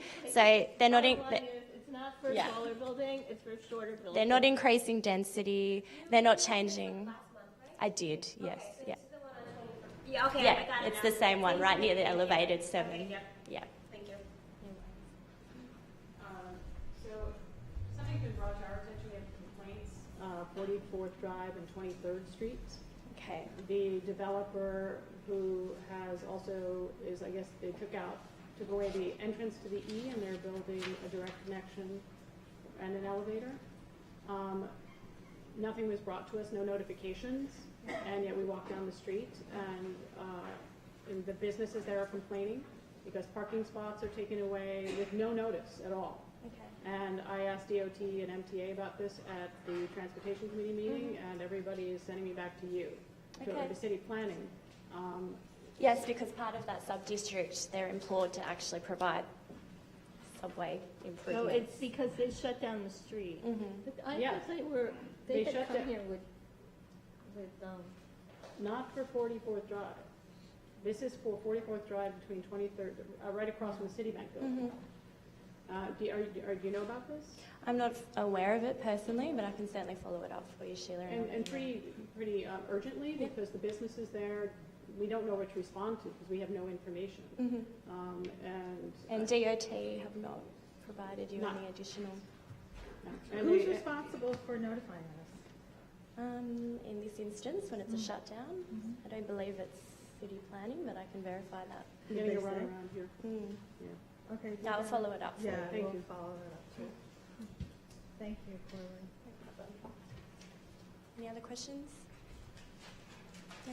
Thank you. Thank you.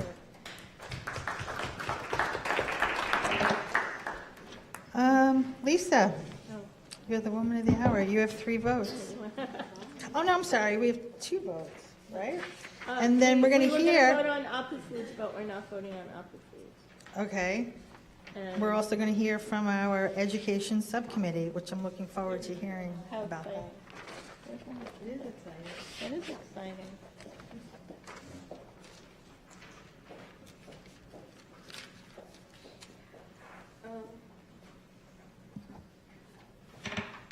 Yeah, so the first vote here is on the Consumer Affairs application that we tabled and we're not voting on, so we'll hold it over to next month. And then the second vote is on the landmarks application. So you saw the presentation tonight. We heard the same presentation at the Land Use Committee. Unfortunately, there was an oversight at the Land Use Committee, and we didn't vote. And so, but I think the Land Use Committee members who are here were generally in favor of the application. Yes, they're all sitting together in the corner. So, were you? Yes? Yes. Yeah. And so, they are working very closely with the Department of City Planning and to make the capital work that they're performing in keeping with the landmarks requirements. And so I would request that somebody make a motion to approve the application. Kenny? I make a motion that we approve the application. Anybody second? Thank you, Ellen. So this will be a roll call vote. Yeah. Serena Andres? Yes.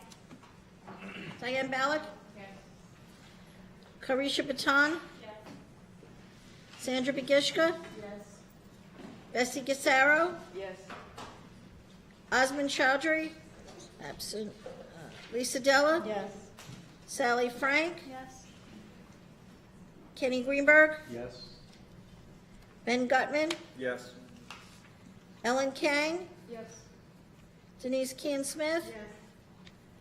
Nancy Cleaver? Yes. Jordan Levine? Yes. Sheila Lewandowski? Yes. Dominic Kapolis? Yes. Elizabeth McKenna? Yes. Tom Matusitz? Yes. Dorothy Moorhead?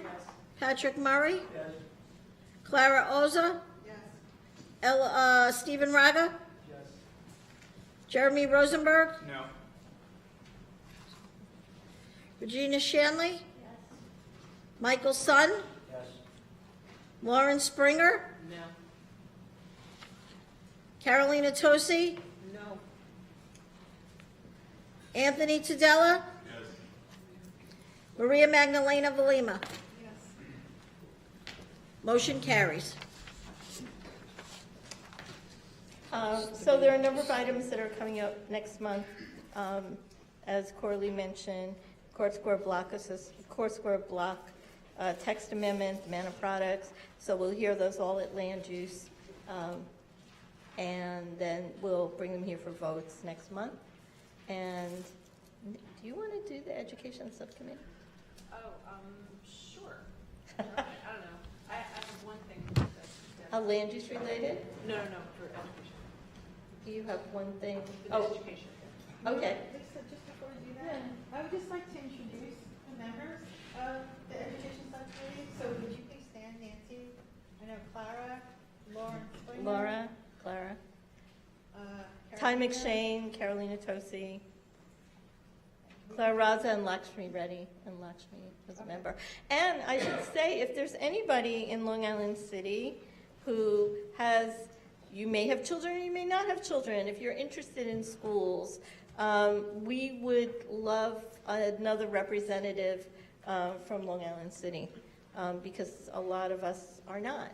And it came up today, we had a really great discussion today with Deb Alexander and Deb McGowan about the CECs and how they work with different schools on construction and programming, and very interesting way we can collaborate with them, which would be good. But what really came up is this idea of, the Long Island City community really has an identity, and we had a conversation about, having a zone school in Long Island City, and parents are really advocating for that, and how that works between, the other communities that,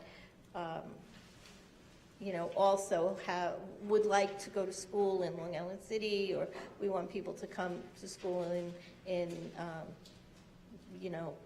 Woodside and Sunnyside. So how do we work with those various communities to have income and ethnic diversity and all of that? So it was a really interesting conversation that we had tonight. And so I invite anyone in Long Island City, is there anyone? Please raise your hand Is there any Long Island City person here? All right. You want to do it? Jeremy. I have kids, obviously, but I could be interested possibly in getting involved if someone thinks I could be used. Yes. Yes, so we meet at 5:30. We meet at 5:30 in the little back room here. Before this meeting, that's the whole thing. I saw the pizza last time. Yeah, short and sweet. So, yeah, fabulous, thank you. So that's pretty much it. Thank you all. Lauren. About the hearing about the Success Academy Charter School. Oh, yeah, do you have the date on that? It's February 25th at 5:30 p.m. at the Court Square at Queens Public Library.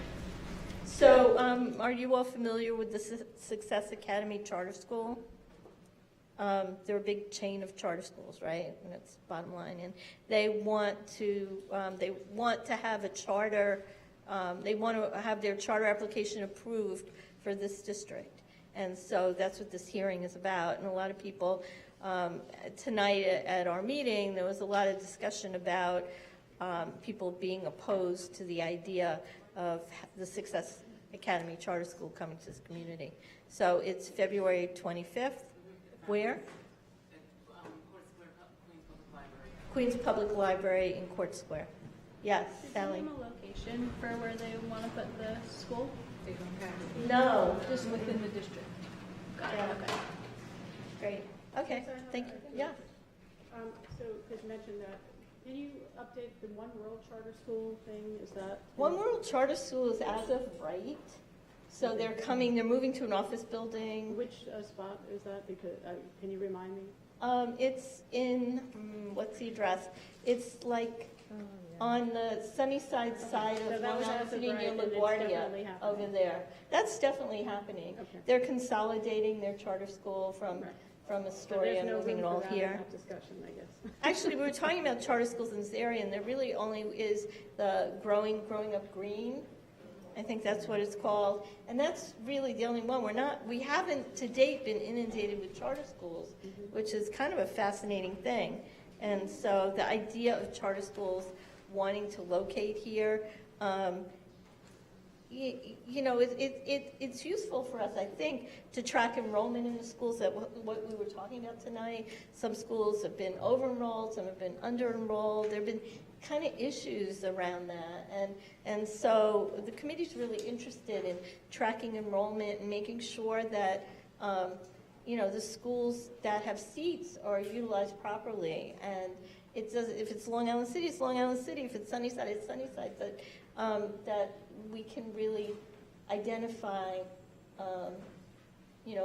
the public school community in Community Board 2 and manage it that way.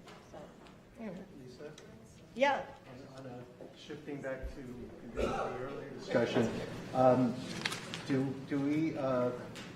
we going to take up discussing the wedge proposal, or is that an executive discussion? They came to the Environment Committee. I mean, my sense, Dorothy, I don't know if you have comments about the wedge, but do you? Do you want to? Well, No. not at this time. I mean, Lisa, let her talk about it during the session. yeah, no, so are you going to talk about it? About voting for the amendment? About the wedge presentation? Yes, yeah, we voted on it. I'm going to ask for a vote by the whole board. Oh, okay, great. Okay, I'm going to go. She can do that.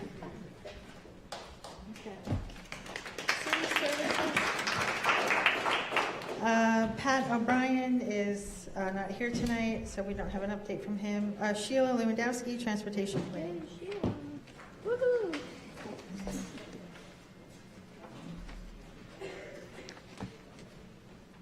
Okay, my first time.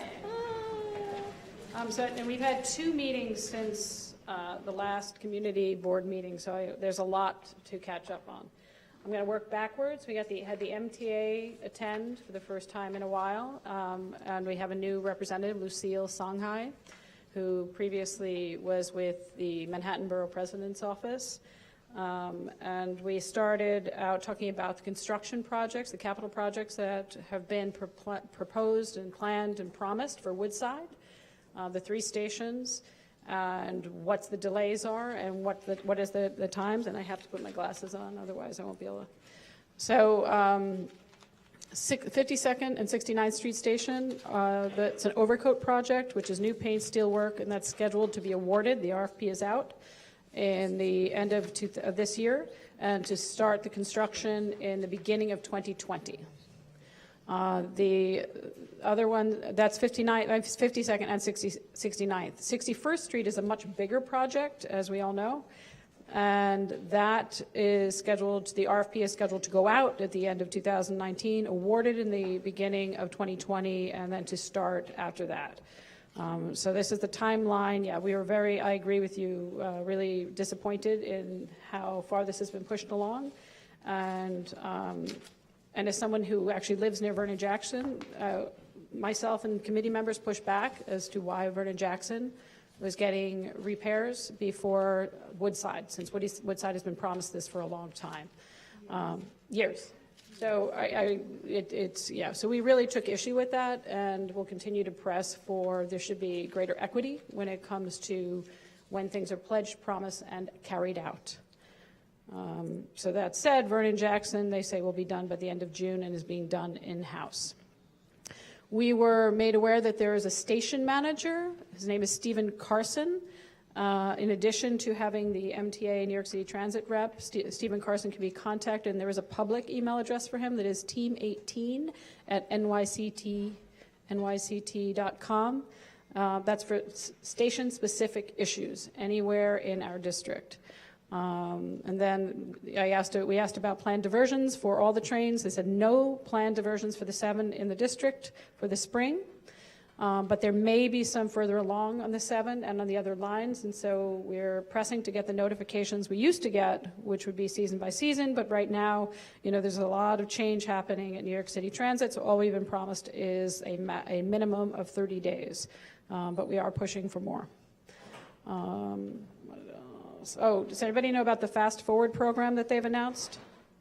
Well, a part of it is that to add accessible stations, we all read about the horrible tragedy in Manhattan, and this preceded that, but it speaks to how big of a problem we have. So the plan is to have an accessible station every other station throughout the city within the next 5 years.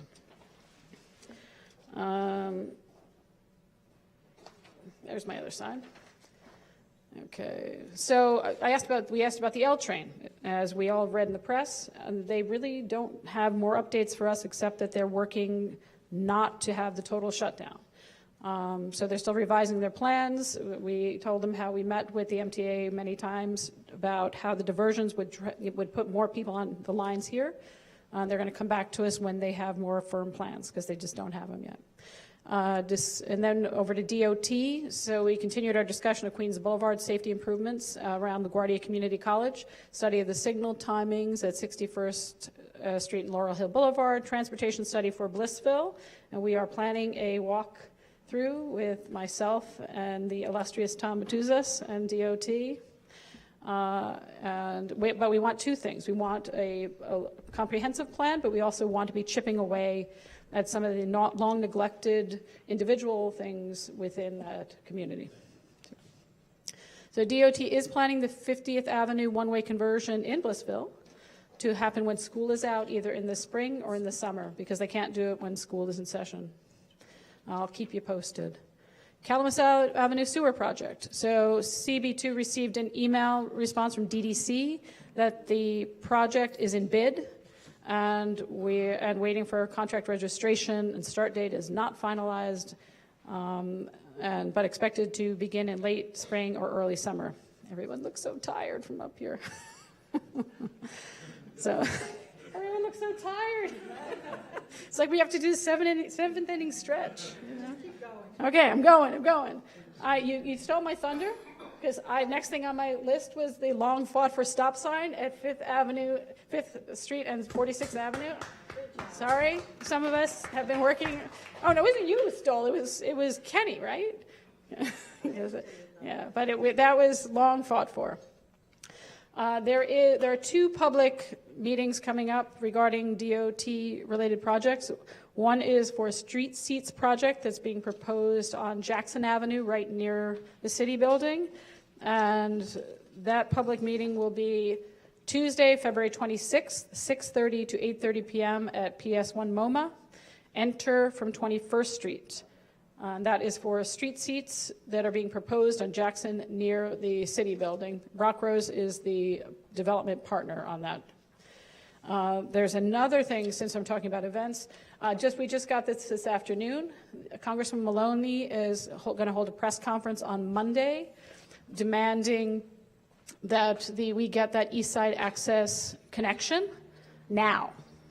And she's saying the federal government has put in the money. We've been waiting and waiting and waiting for the state to come through.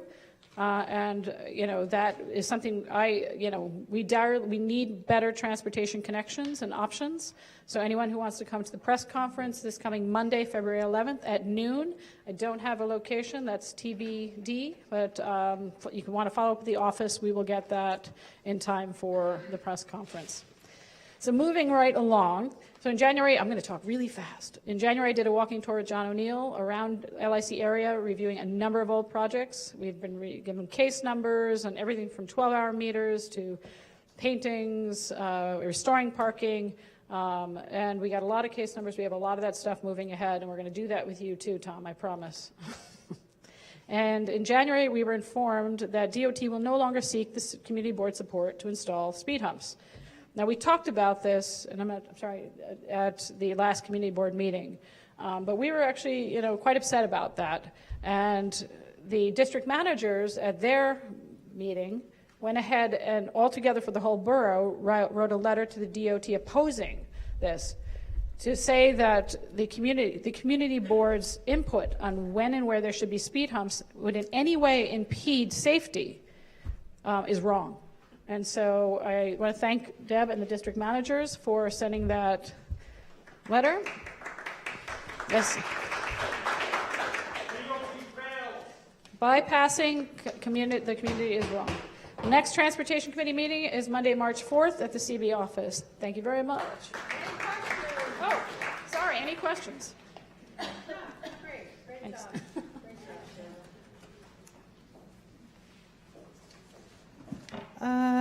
Dorothy Moorhead for the Environment Committee.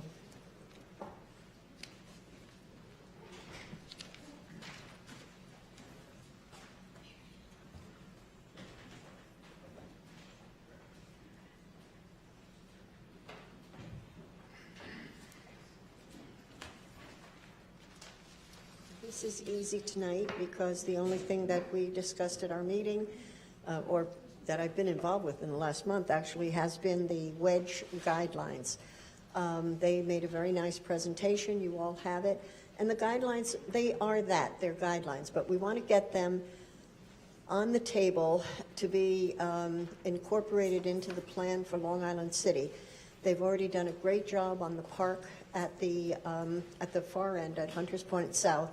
Very good design there, and we would like to give them our endorsement to incorporate this in any of the waterfront redevelopment that's done in Community Board 2. We're a particularly important board. Many of the boards have no waterfront access, so the wedge guidelines are unimportant, but we have in Long Island City, we have Newtown Creek and we have the East River. So what I would like to do is ask for a vote for the whole board to recommend that the wedge guidelines are incorporated into waterfront planning in our community board. We did. We did. Yes. Oh, I'm sorry. I forgot to mention that we had a unanimous vote in the committee for the support to incorporate the wedge guidelines in planning for Community Board 2. Okay, so my question is, if we support the wedge guidelines, that does not serve as a blanket endorsement of any development that incorporates them. Is that correct? That's right. It's just the guidelines are, and they're recommendations, they're guidelines. They don't have the force of law, but we would like them to be considered in developments along our waterfront. Okay? Okay. So, Make a motion. Amazon has approached them about the wedge guidelines? I don't believe so, but we would like this to be the first kind of inroad to ask Amazon to use these guidelines. They're effective. Okay? Would anyone like to make a motion? Yeah, Dorothy, I'd like to make a motion to table it. I really need to know more what they are. I have no idea what these guidelines are. I only saw 4 pages of presentation. Okay. And it says to go to her website to see what it is. Okay, I mean, well, I'm we can happy put that to off do that. till next month. Can we then. do that? Thank Sure. you. I would like to ask everybody if they take a look at it. It's interesting information. It's very important for the resiliency as the water levels rise. We saw that there was a tremendous amount of damage during Sandy, and even though that's called the 100-year storm, I don't think we'll be waiting 100 years for another one. It might not be quite that bad, but it was really very devastating. Okay, thank you. Yeah, thank you. Thank you, Okay, Steve Cooper is not here tonight. I don't know if anyone from the Arts and Culture Committee would like to provide an update. It's not necessary, but if you have anything. Well, I could just say that we're looking to invite arts groups to consider whether Amazon happens or not. There's a part of the plan is to have community arts performance and exhibition space. So Steve thought it was a good idea to start talking to local arts groups about what the common needs might be, because he anticipates there could be competition, and the preference would be that groups are not competing with each other. It's not meant to be an endorsement for or against Amazon. It's purely to gather information in anticipation of whatever does happen on that site. Okay, great. The only thing I will add is that I think, is he maybe looking to have the meeting at a different site or a larger space? Right, depending on the response, he suggested it might be at the Plaxall Gallery. Okay, but just so you know, because our committee meetings are public meetings, we would have to send out notification about that so that anybody could attend. Right. So, Okay. Yeah. So when do you think you'll So know? what would be the timing? I mean, it seems like it's fallen on me to at least compile the list and then give it to Deb. So Okay. I don't know what the timing you need for that is, for that to be a public meeting. It would have to be, You have to do it by the end of this month. yeah. Oh, yeah, I can do Okay, that. by the yeah. end of February. Oh, It's the yeah. second Tuesday in March. Yeah. And how are you reaching out to all the artist groups? We had compiled a list when the committee was first reactivated, going back a couple of years, and I still have that list, but I think some of it is obsolete, and I think there are more artist groups. So my thought was to ask the arts groups themselves to disseminate the information and give us feedback as to who we're missing from the list.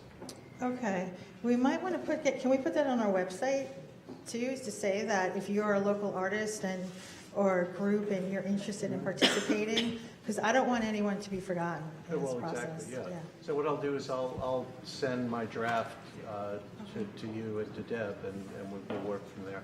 Perfect, thank you, Kenny. Can I Question, recommend sure. reaching out to the Queens Council on the Arts and also ask them to disseminate it, or to be a helpful for a list? Yeah. Appreciate that. Yeah, I'm happy to help coordinate to get the word out. I think we should also just structure, because everyone's going to come out of the woodwork with all of their Sure. personal list of needs, so we should maybe structure like what the loose criteria is in terms of how to field everyone's needs when they come to this meeting. Sure, and I think the initial. I don't want to censor people though either. I want them to be free to bring up what they believe is important to them. Well, Okay. one of the issues that occurs to me, and it's all up for discussion, is that it's basically CB2 wide is the assumption. Right. Yeah. That's correct. Yeah. Okay, because you might have some, not as well-known smaller groups in Woodside or Sure. Sunnyside. Okay, thank you. Okay, Health and Human Services, Moichi's not here tonight, so I don't think we have an update unless anyone from that committee has something that they... No meetings, okay, great. Okay, well, that concludes our official board meeting. Now we're going to move into the public comment section. Oh, sorry, Regina. For public comment, new business. Of course. The sock drive that United Boys and Jimmy and the community board sponsors is on. So if anyone wants to donate socks, or this year we've donated socks and gloves.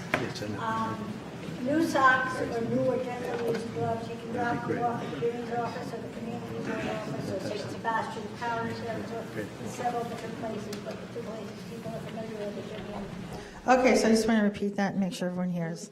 New socks and new gloves or gently used gloves can be dropped off at Councilmember Jimmy Van Bramer's office, Queens Community Board 2, or St. Sebastian's Parish Center? Okay. Is there a deadline?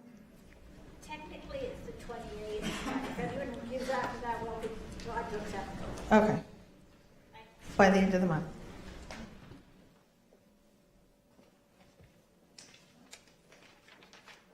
Okay. So this is our general public comment section. Every speaker has 2 minutes. And I will read, we have several names on multiple pages, so I'll just read all the names in the order that we receive them so that you can be prepared to come up and speak. Harry Mitzmacher. There you are, Harry. Come on up. Julie Wan. Mark Papish. David Bergoa. Raquel, looks like Newlander. Maggie Harns. Thomas Muccioli, Manny Gomez, Pat Dorfman, Sabina O, Robert T., Jenny Dubnow, Anatole Ashraf, and Gil Lopez. Harry, you're up first. My name is Harry Metzmacher. I live at the Big Six Towers. Now, Councilman Van Buren finally got the stop sign near the school. Fine, waited 7 years, but the only thing is traffic has not improved. But nobody stops at a stop sign. Nothing was accomplished, even though the stop sign is there. And if you don't believe me, I'll go there with someone and wait there, and you'll see it's the same thing. We still need stop sign cameras. The technology is there. Even with the first in the nation, let's get started. Anybody can help me? Let's get started. I can never get any answer. If I call anybody at the traffic department, my voice is shredded right into the shredder. I get nowhere. Now, if you don't believe me, I want someone to come with me and stand by the stop sign with Van Buren. Councilman Burnett worked so hard for 7 years to get. Stop signs are useless, right? That's all. Mayor de Blasio, Vision Zero, I told him, let's get started. I mean, it wouldn't even cost us any money to put the stop sign cameras there because all law-abiding citizens pass stop signs, the camera will catch them. And you know what the rule books, you must make us full stops before the crosswalk. It's in the rule book. Nobody pays attention. When are we going to get started? Anybody here know where we can start talking about it? To get cameras there? Thank you. Good night. Julie Wan. Julie.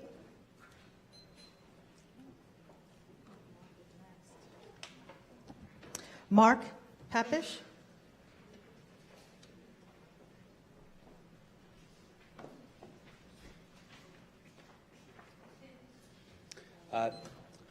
Good evening, everyone. My name is Mark Papish, usually here for work, but not here for work right now, just to make that painfully clear. Everything I say is personal, not reflective of my boss. Just general disclaimer. So, of course, I'm up here to talk about Amazon, but more so New York City land use in general, because we always see it phrased as opportunity and not displacement. So, really quickly, some numbers.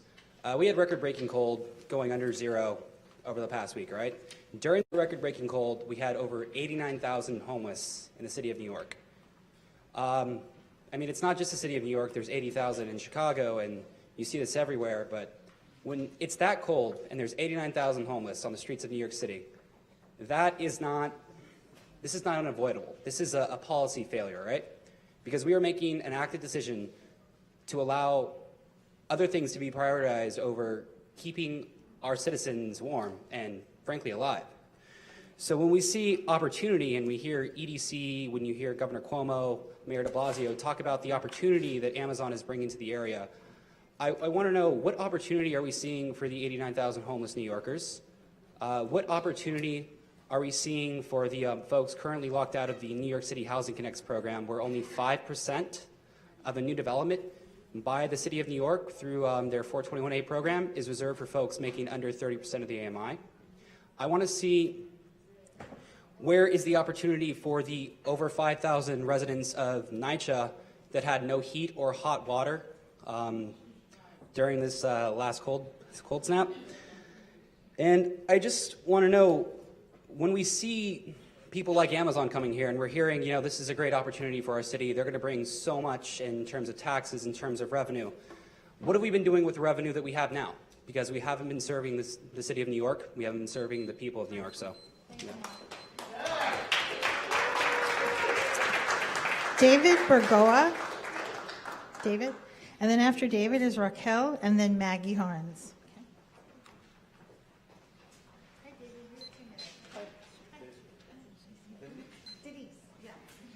Nice to meet you. Good evening, everyone. My name is David Burgoa. I work with Neighborhood Housing Services. You probably heard of us. We're a nonprofit here in Woodside. We focus a lot on helping people buy their first home, and we also help homeowners maintain their properties. We have free mortgage assistance and foreclosure prevention. We have orientations for first-time home buyers. But aside from that, I'm here to talk to you about our new initiative. We are working on workforce development. We have partnered with the Council for Airport Opportunity and Elm Corps in East Elmhurst so that we can place local residents at the jobs available at the LaGuardia Airport due to the redevelopment. This initiative came thanks to late Senator Jose Peralta and Assemblyman Aubrey for the area of Community Board 1, 2, 3, and 4. So I'm here just to make sure the word is out there. If you know people that are looking for jobs, we have these opportunities at the airport. I left the flyers in the back, but you can also come see me afterwards. And I think it's less than 2 minutes. Thank you. Questions? No?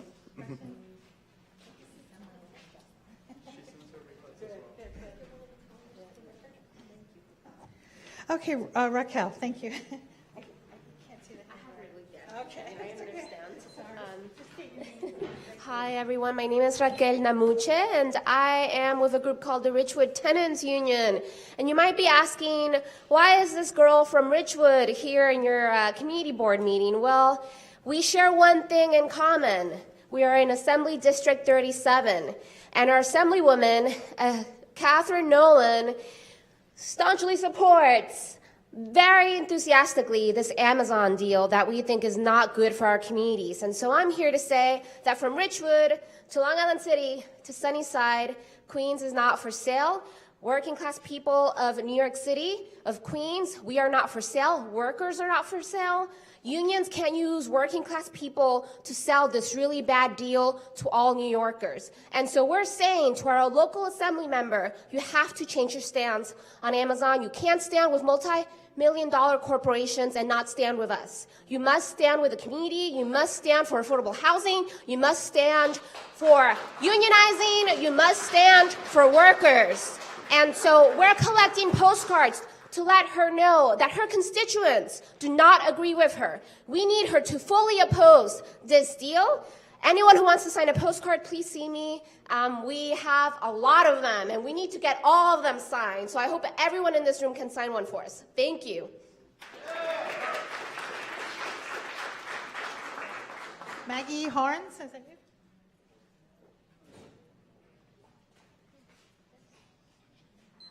Hi everyone, I'm Maggie. I live in Sunnyside, so this is my neighborhood, just like a few blocks that way. I'm an immigrant, but I love Queens. I love Sunnyside. I adore my neighbors, so I'm fully here for the community. And so I'm a tenant. I don't own a home here.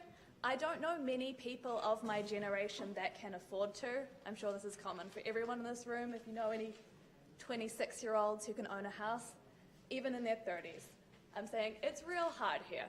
And so what I'm here about today is I'm really worried that Queens is going to turn out like Seattle, and it's going to turn out like San Francisco, where none of us can afford to live here anymore.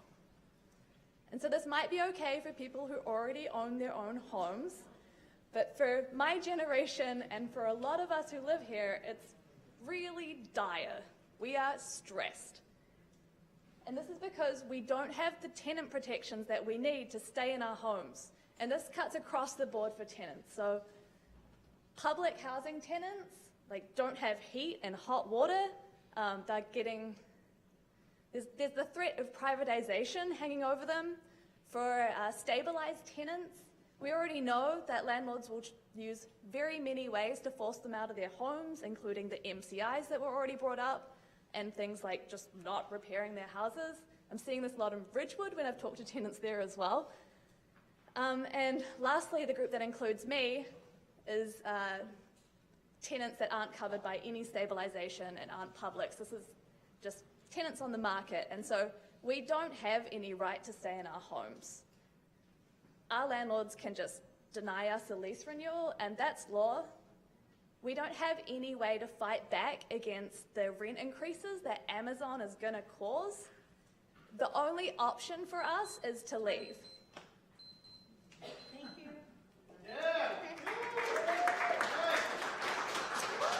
Okay, next up we have Thomas Muccioli, Manny Gomez, Pat Dorfman, Sabina Ameropsik.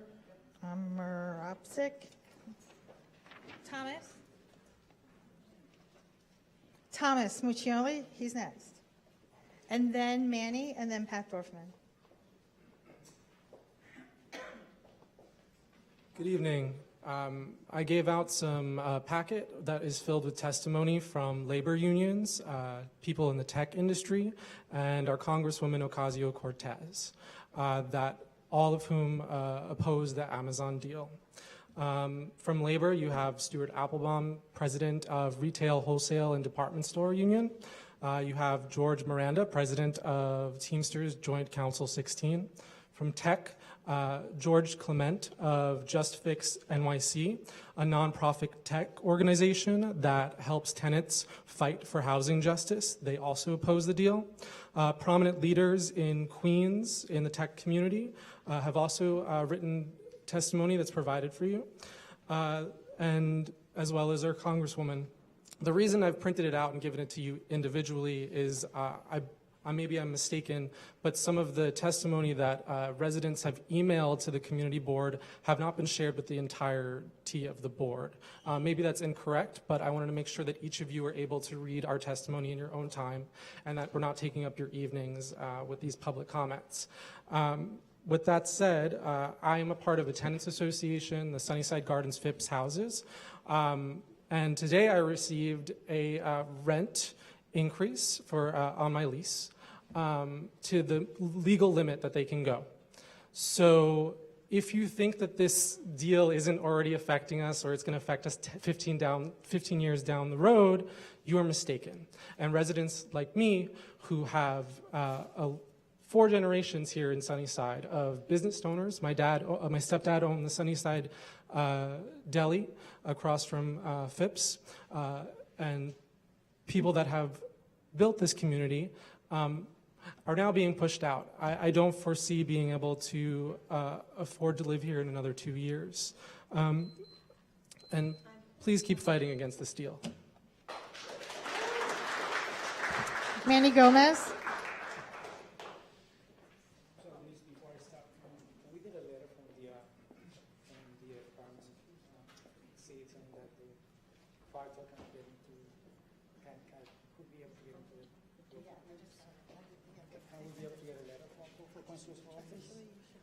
Okay, we'll do that. Thank you. Good evening, everyone. My name is Manny Gomez, co-chair of Queen Streets for All.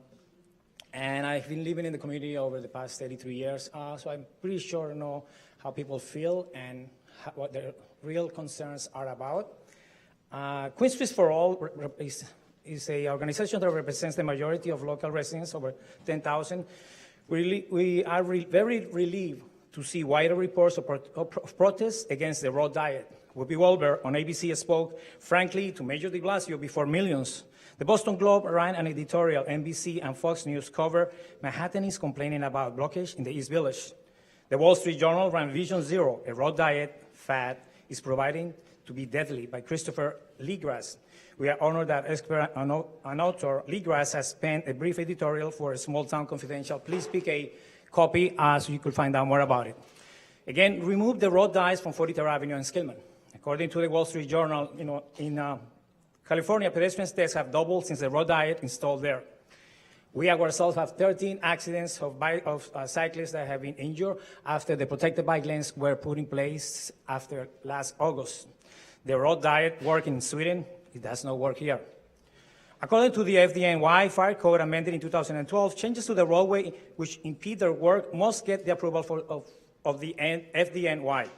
I was at a meeting on June 15, 2018, with our Councilman Jimmy Van Bremer and 10 members of the steering committee of Queen Street's role, when the 51st Street Firehouse Lieutenant told our Councilman that the DOT installation was a risk to lives because it will not allow buckets to reach the roof. It might reach the top floor, but not the roofs. That the narrow and removed lanes prevented turning, and the delays to response time, we have seen delays range from 2 to 9 minutes. What about if one of us had a heart attack? The medical team will be delayed. What about our kids? Let's not wait for a serious incident for someone to sue the city. We called Kathy Nolan, Michael Yanaris, and Jimmy Van Bremer to see that the road diet is removed now. Thank you. Pat Dorfman?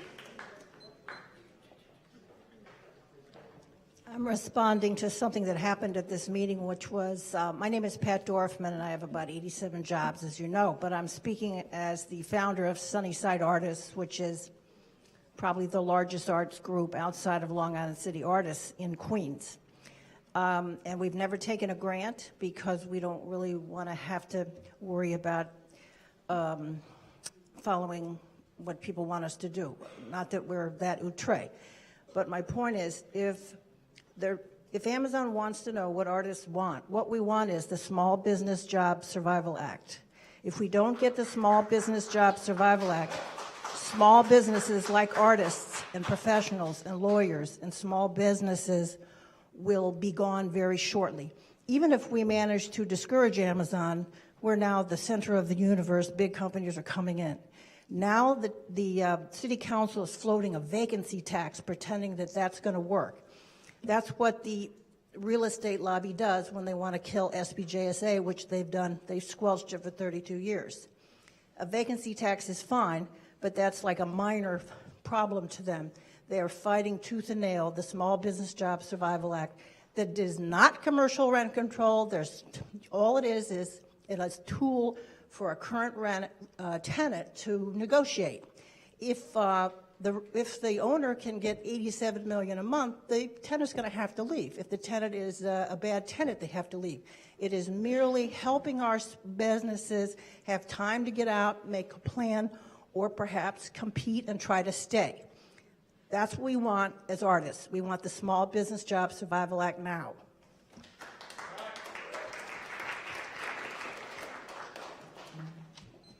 Sabina Omaradzik? Close? Sorry. Good evening. My name is Sabina Omerhodzic. I'm here to represent Long Island City Coalition. And tonight we are here with a present. We would like to give LIC papers that were created by LIC Coalition and other community organizations in Long Island City over the last 2 years.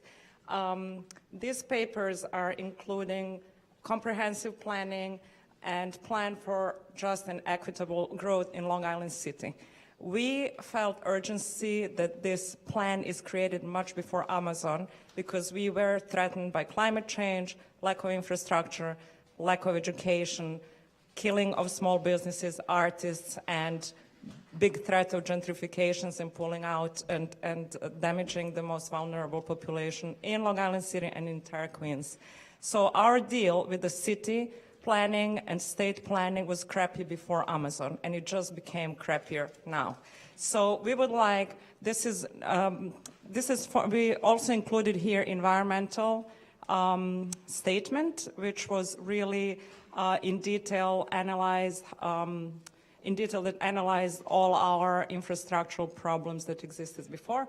And we really, really hope that these papers will inform Community Board 2 members and leadership when serving on Amazon Community Advisory Committee. So please. Thank you.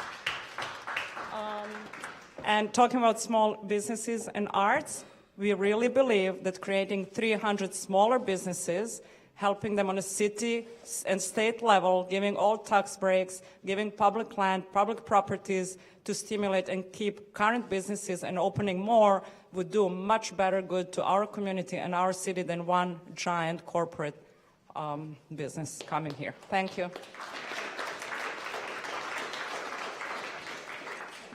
Robert T. And then Jenny Dubnow, Anatole Ashraf, and Gil Lopez.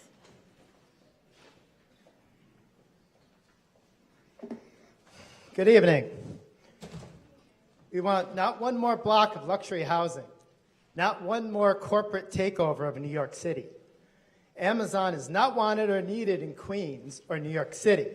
The secret backdoor deal between Amazon and our pro-gentrification mayor, Bill de Blasio, and our neoliberal governor, Andrew Cuomo, subverts democracy and endangers one of the most culturally rich areas in the country, Queens. They want to give $3.5 billion to the richest man in the world when the city could fund our schools, our crumbling subways, CUNY, give the over 90,000 homeless people homes, and stop their racist rezonings. Here are just a few ways the Amazon deal will be bad for all of us. A recent patent application shows Amazon will integrate its facial recognition software Recognition with Ring, a doorbell camera company recently purchased by Amazon. According to a former patent litigator, this is a patent litigator talking, Amazon is dreaming of a dangerous future with its technology at the center of a massive decentralized surveillance network running real-time facial recognition of members of the public. Ring has created partnerships with law enforcement across the country. Amazon owns Ring. Amazon representatives said that they would oppose worker unionization. We're a union town. This is New York City. Amazon officials have aggressively pitched Recognition to the U.S. government with the intention of it to be used by ICE, ICE. ICE's case management software is being migrated to Amazon Cloud Services. Amazon is not coming to New York City.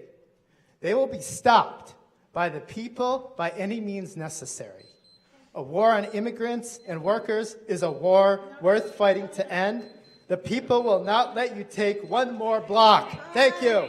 Power to the people.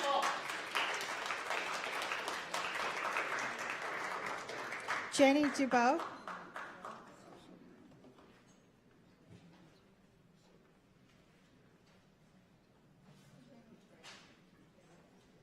Hi, everybody. Jenny Dubnow here, a member of the Artist Studio Affordability Project, local artist for quite a few years, and also a member of the Justice for All coalition in Queens.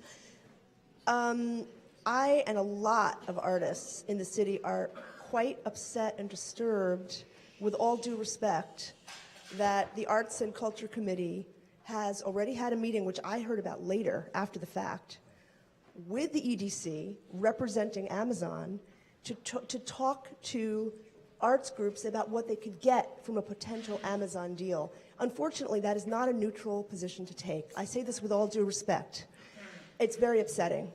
And, you know, okay, well, maybe I don't know the full story, but that's how we saw it, because, okay. Yeah, no, I'd be curious to hear the whole background.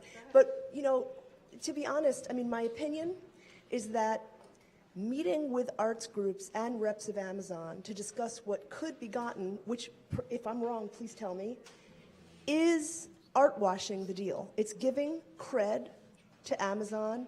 It is helping them with their PR machine. They love getting arts and artists on board.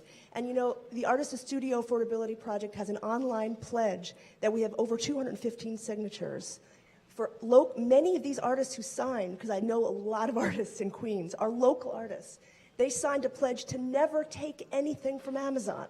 Even if they're offered a free studio, they're not taking it, because they understand that Amazon and this wave of gentrification means that we are going to be displaced. My studio building already is having 40% rent increases. The number of artists who already have had to leave my studio building is in the dozens. I'm next in June, and Amazon is part of this problem. So I will definitely be at the next meeting, and I really hope that you ask me for some suggestions for other artists who might want to be there. Yes, please explain. Yeah, but can't, no, stay up here. Can you go ahead? Not at all to diminish the important value of what you're saying, because I 100% support what you're saying. I think it was actually accidental that EDC was there, because EDC was having a prior meeting, I believe, with the executive committee, and the representative from EDC, I think, learned that we were having a meeting. This is my understanding, and decided to come back and just sit in on it. I could be wrong, because I'm not the chair of the committee, and Steve is, and he's not here right now. But that's my memory of what happened. I don't believe that we. Is that your memory as well? Ben was there as well. So I don't believe that we specifically invited EDC or to the meeting, or that the intent of the meeting. I don't even think she was really discussing anything. Yeah, I mean, she was more like a listening, but I think she was grabbing her coat because she left it there. Was that what it was? Yeah, okay. Yeah. But and you can maybe elaborate more on. No, I agree with everything you just said. Yeah. And the other thing I'll say, Jenny, is that I know Steve has been talking to me about trying to get Amazon to your committee, and I told him it's unlikely to happen, that I don't even know what his plans were, but I didn't think that would happen, and that was before we knew that there would be a public hearing. Because if you remember, we were trying to get them to come the first 2 weeks of February, and they couldn't meet that requirement of us, and they said maybe the end of February, and we were able to secure a space at LaGuardia Community College. So Steve did not know that at the time that you guys had your meeting.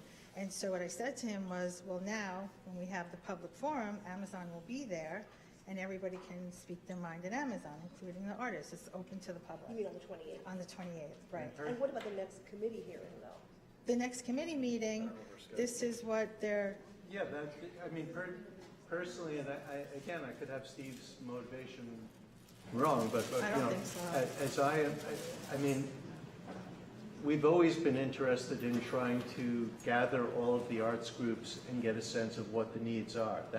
That preceded any development, that preceded 44th Drive, that preceded anything. That was always the intent. For whatever reason, the Arts Committee has not had a good record of holding meetings. That's right. And so it's, it's that need to focus in on the arts is coinciding with Amazon's presence here, and so naturally it came up. But I don't think that was the primary intent. I don't think so either. And that, based on my conversations with Steve, I don't think so. He was telling me that his intent, it's my understanding, was to make sure that the needs of the artist community the Amazon was made aware of them, and that they could have, a dialogue with Amazon to let them know this is what we're concerned about, and you should be able to do that. Community Board 2 is not in a position to negotiate. We're not. So that's not a true statement that CB2 would be willing to negotiate with Amazon. Is it possible for me to say one thing? Not Sure. in response, but just Yeah, following up? sure, go ahead. I would suggest that reaching out only to especially funded arts groups is not necessarily representative of the, I'm sure you know that, No, but. we want as many groups as you can tell us. Right, because individual artists are highly rent burdened. We don't have budgets, and we're also tenants. And so our interests are not with groups like Amazon. Our interests are keeping rents low and fighting gentrification, both as citizens and artists. So I would say the more outreach is done to individual working artists, the more representative. So hopefully more individual artists and progressive arts groups will be invited to the committee meeting. But I want to make one thing clear. Everybody's invited. So, The committee meeting, yeah. Yes. But also the public meeting to speak to Amazon. Since I'm attempting to compile this Right. list, please send me. Please work with us, Sharon, because that's our intention. We don't want anyone left behind. Okay? Thank you. Thank you. Anatole. Okay, thank you. Anatole, thank you for your patience. Please come up. Thanks, Denise. Hi, everyone. I just want to talk about this week's Bloomberg article on the Savills report. Savills is a is a real estate brokerage firm, and they declared New York City the world's best city for tech. We beat out San Francisco and London. I heard this news from my tech company's recruiter, and we're hiring engineers and developers, some for my team, so if you know anybody, let me know before Amazon steals them. It's clear now more than ever that we don't need Amazon. We never needed it. We had a thriving tech community here, and we would have beat out San Francisco in regards to tech anyway. The New York Times is moving their headquarters here this summer, my friend at the Times told me. And my other tech industry friends, most of whom also oppose Amazon, have told me that 3 other high-profile companies are moving here. I just forgot the names, otherwise I would have listed them. And this was happening even before Amazon. So this is not a good thing. If you're a homeowner, your property values would have gone up anyway, but without Amazon, we may have been in a better shape to protect renters like me, I'm sorry, I forgot your name, but good job. The homeowners who want to live here and not sell and move away, our diversity in LIC, and everyone else who helps make up our community. Again, I will like to resume the call for the community board to make a clear statement against HQ2, and please also let's call Cuomo to accept Senator Gennaris's appointment to the Public Authorities Control Board, and let's keep on doing it. Thanks. Gil Lopez.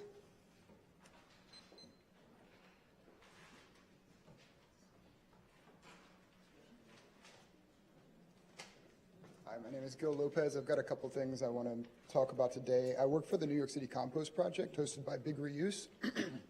We host 14 food scrap drop-offs in Western Queens and North Brooklyn. 2 of them are here in Community Board 2 at the Sunnyside Farmers Market, and another one at the 7 Vernon stop. We process a lot of that stuff, 230 tons of food scraps and 285 tons of leaves and wood chips at the Queensbridge site, underneath the Queensbridge, which is on the border of CB1 and CB2. We give away all of our finished compost to people doing community greening. We also co-sponsor street tree care workshops for parks and stewardship events. If you have any questions about that role that I serve with the community and that nonprofit, please talk to me afterwards. The main thing I'm here to talk about today is I'm going to take off that New York City compost hat, and I'm also a volunteer on the Queens Solid Waste Advisory Board Organizing Committee, the Queens SWAB. As outlined in the City Administrative Code, every borough is required by law to have a SWAB. At present, only Manhattan and Brooklyn do. Queens had a SWAB until the members retired or stepped away in 2011.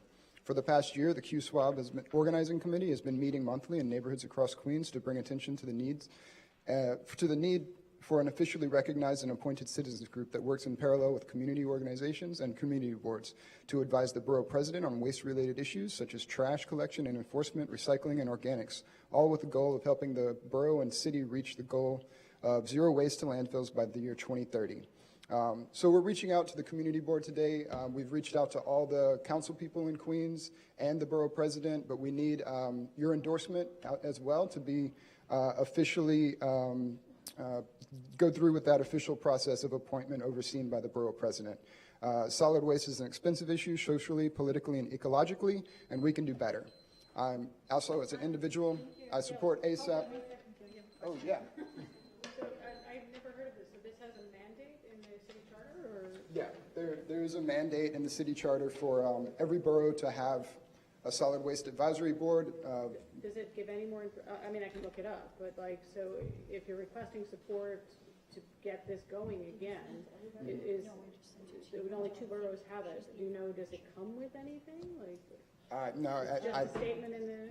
I'm not really sure about what it actually entails. I just know that we need the support of the local council people, the community boards, and the borough president has to officially, recognize us. And we've been asking for a while, and for the president to borough president to kind of recognize us. We've even been meeting sometimes at Borough Hall, but she still hasn't really given us that seal of approval. We just received your email today. Dorothy, I think you received one.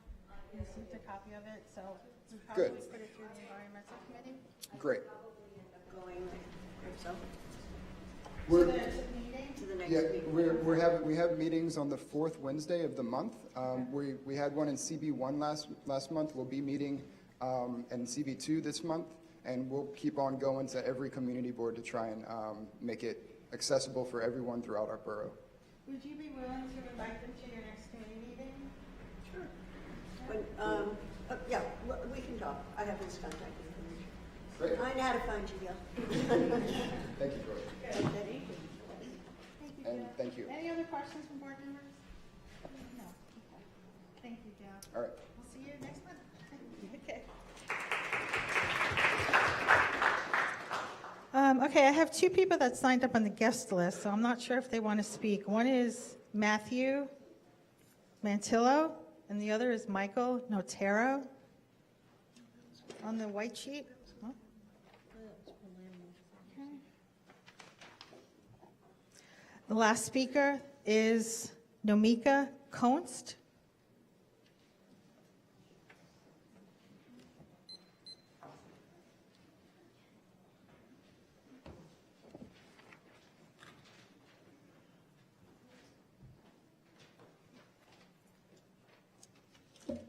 Good evening. First off, thank you so much for holding this important hearing. I'm a resident of Astoria. We have, of course, felt the effects of this conversation well before Amazon even started having negotiations with the mayor or the governor behind closed doors. One thing that I think is lost in this conversation is that we knew about whispers of Amazon coming when Amazon employees started buying up apartments around the proposed headquarters. So yes, there are many of elected officials who have now changed their minds, sincerely, on this deal and are now advocating against the deal of Amazon, maybe not the entire deal happening, but at least the process of the deal. But I think what's extremely important is that we hold their feet to the fire in what came before the deal even started happening, the rezonings of Long Island City. What this deal represented is not just the exploitation of workers in New York and their ignorance, the Amazon's ignorance to labor issues and to the values of New Yorkers, but it also represented a partnership with the developers who have bought up our city and been completely deregulated. This was not just a tax break to the richest man in the world. This was a tax break to the people who have redeveloped our city, who have sucked our city dry of funds, and then don't want to pay into it when they buy out our neighborhoods. So I pressure the mayor to redact his support now. I pressure everyone in this room to continue to speak out against this deal, to try to block this deal, and push for Senator Gianaris to, of course, be approved on the board. But I also pressure lawmakers who are against this deal to be against this type of development that comes around these big corporate handouts. Okay, thank you very much. No, thank you very much. Okay, anyone else have anything from the board that they want to talk about? Old business, new business? You want to go home? Me too, Diane. I got to get up early tomorrow. Okay, motion to adjourn? Yeah, okay, second. Good night, everyone. Have a good month. See you March. Happy New Year, Bessie.